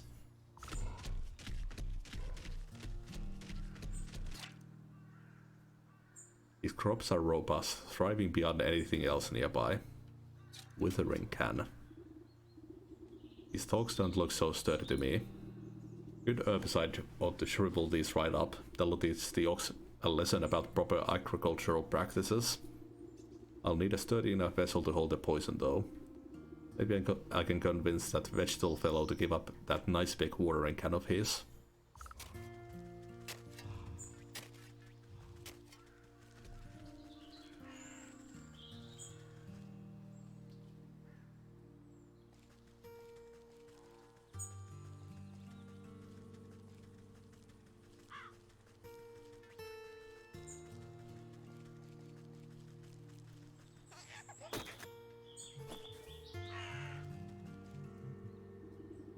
Well, hello again. Find out anything about that Ox is up to. As a matter of fact, I have it. It seems he traded his family to a turnip wizard or field genie or some other such nonsense. Ah, you must mean the harvest master. That explains a lot, actually. Bad business to get mixed up with that sort of fellow. Farmer nervously wipes his brow with the back of his leafy hand. Not that I would know anything about that myself. Listen, I don't have time to exchange farm gossip. I need to borrow your watering can over there. I'd be happy to lend it to you, but unfortunately I still need it to grow my prized winning vegetable. You glance down at the fat head of a cabbage, bobbing gently against a blanket of big, swaddling leaves. You think you may have heard a faint giggle coming from deep within the fronds. Seems plenty big enough to me. Just you wait, my little baby is going to grow up to be a great big baby. It's going to be the belle of the ball at this year's festival. But if I were to say grow a little bit faster, I suppose I wouldn't need my watering can at all.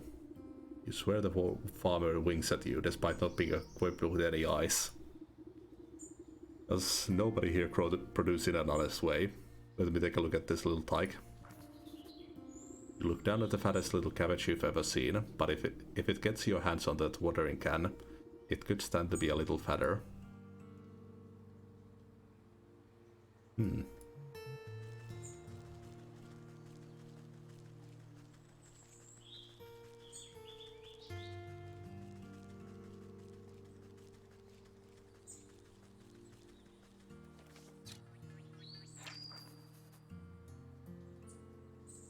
Given the oblivious charm of its clucking cousins, this fowl is absolutely terrifying.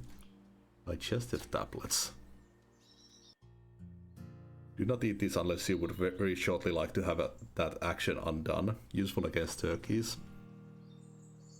Ah, Eye of Newt. There we go. And goblins, not very lovely.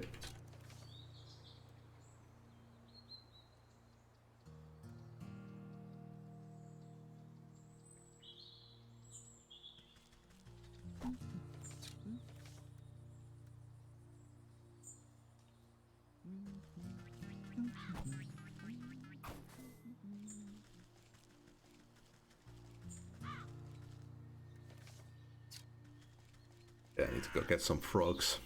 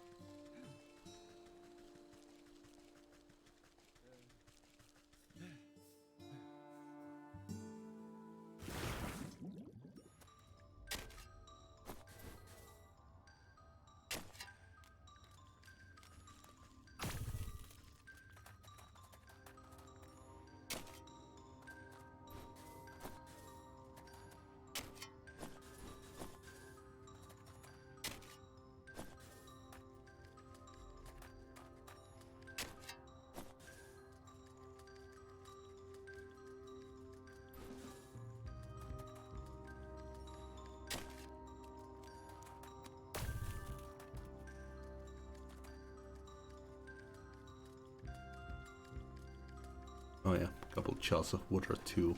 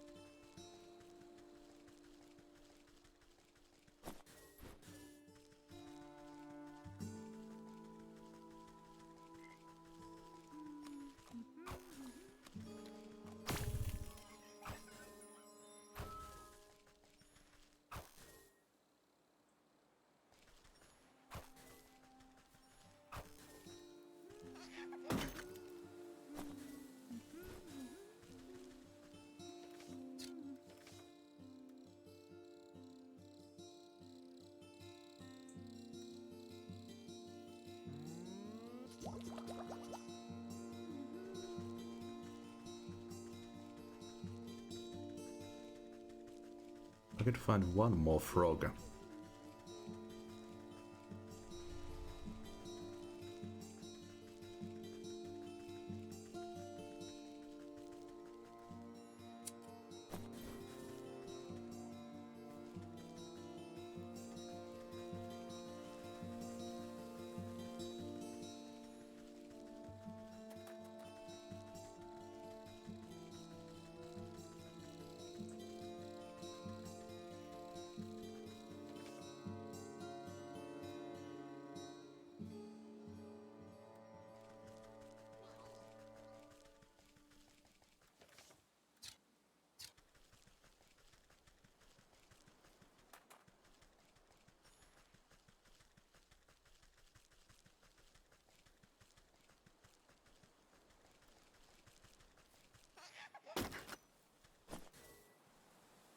Okay, the dog is the guardian here.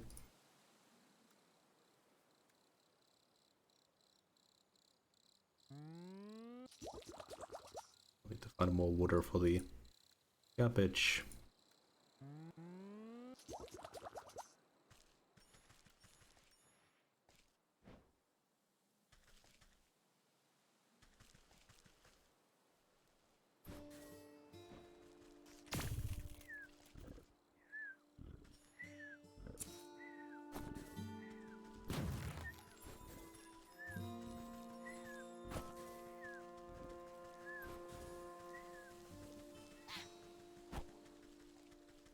Little shit.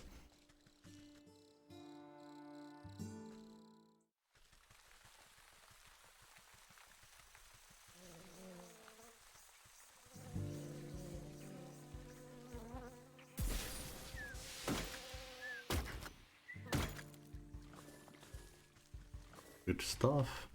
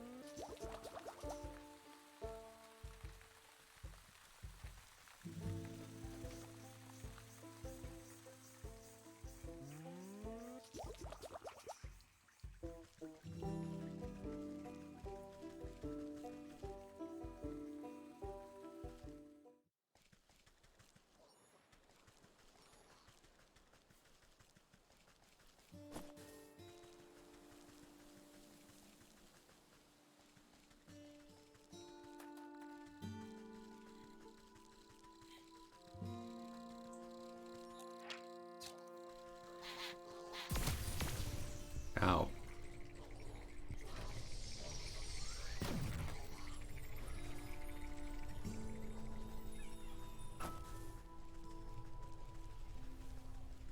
Okay. Those things are broken. Kicked over those little rock piles like you asked. Now give me that shot or I'll knock over this nest too. You smash fairy shrines. Good, good. Take it, we don't want your trash.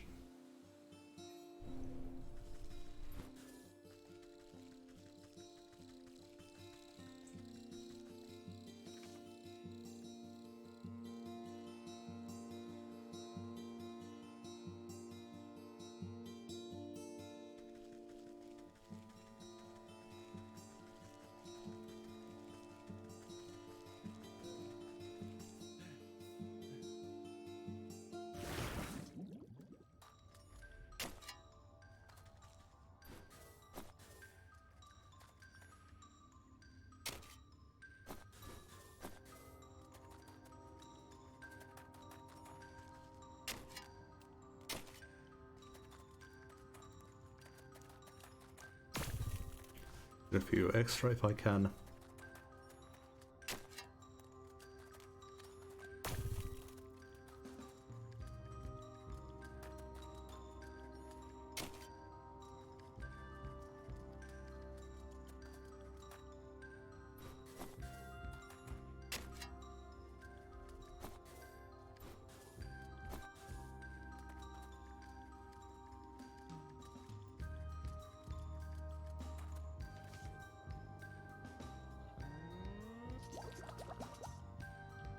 Okay. Be able to do the old lady's thing now.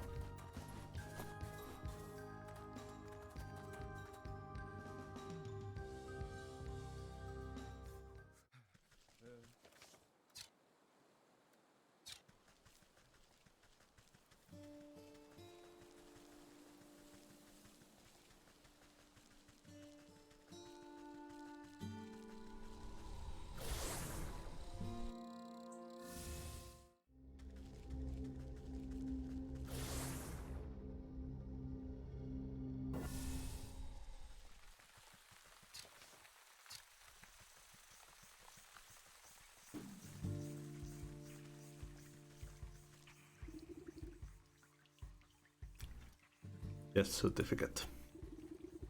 The human swamp air has made the paper of the death certificate soft and damp. As you drop it into the bowl, it decomposes before your eyes until nothing is left. Eastern obelisk yearns for the tooth of a dragon. Oh yeah. Break. Southern obelisk asks for a collection of bodily fluids to breathe new life into an unliving vessel. Fill the bowl with an offering of anatomic liquids.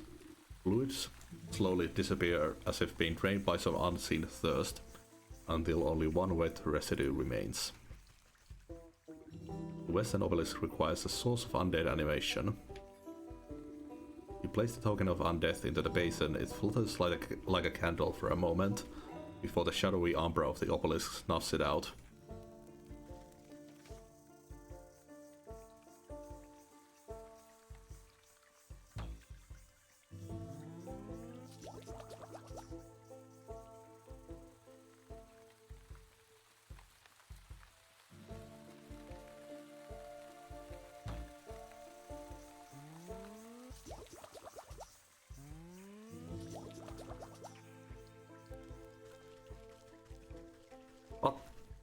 Let's end it here for today. Man, this is such a cool little game. I'm really liking all this foraging stuff.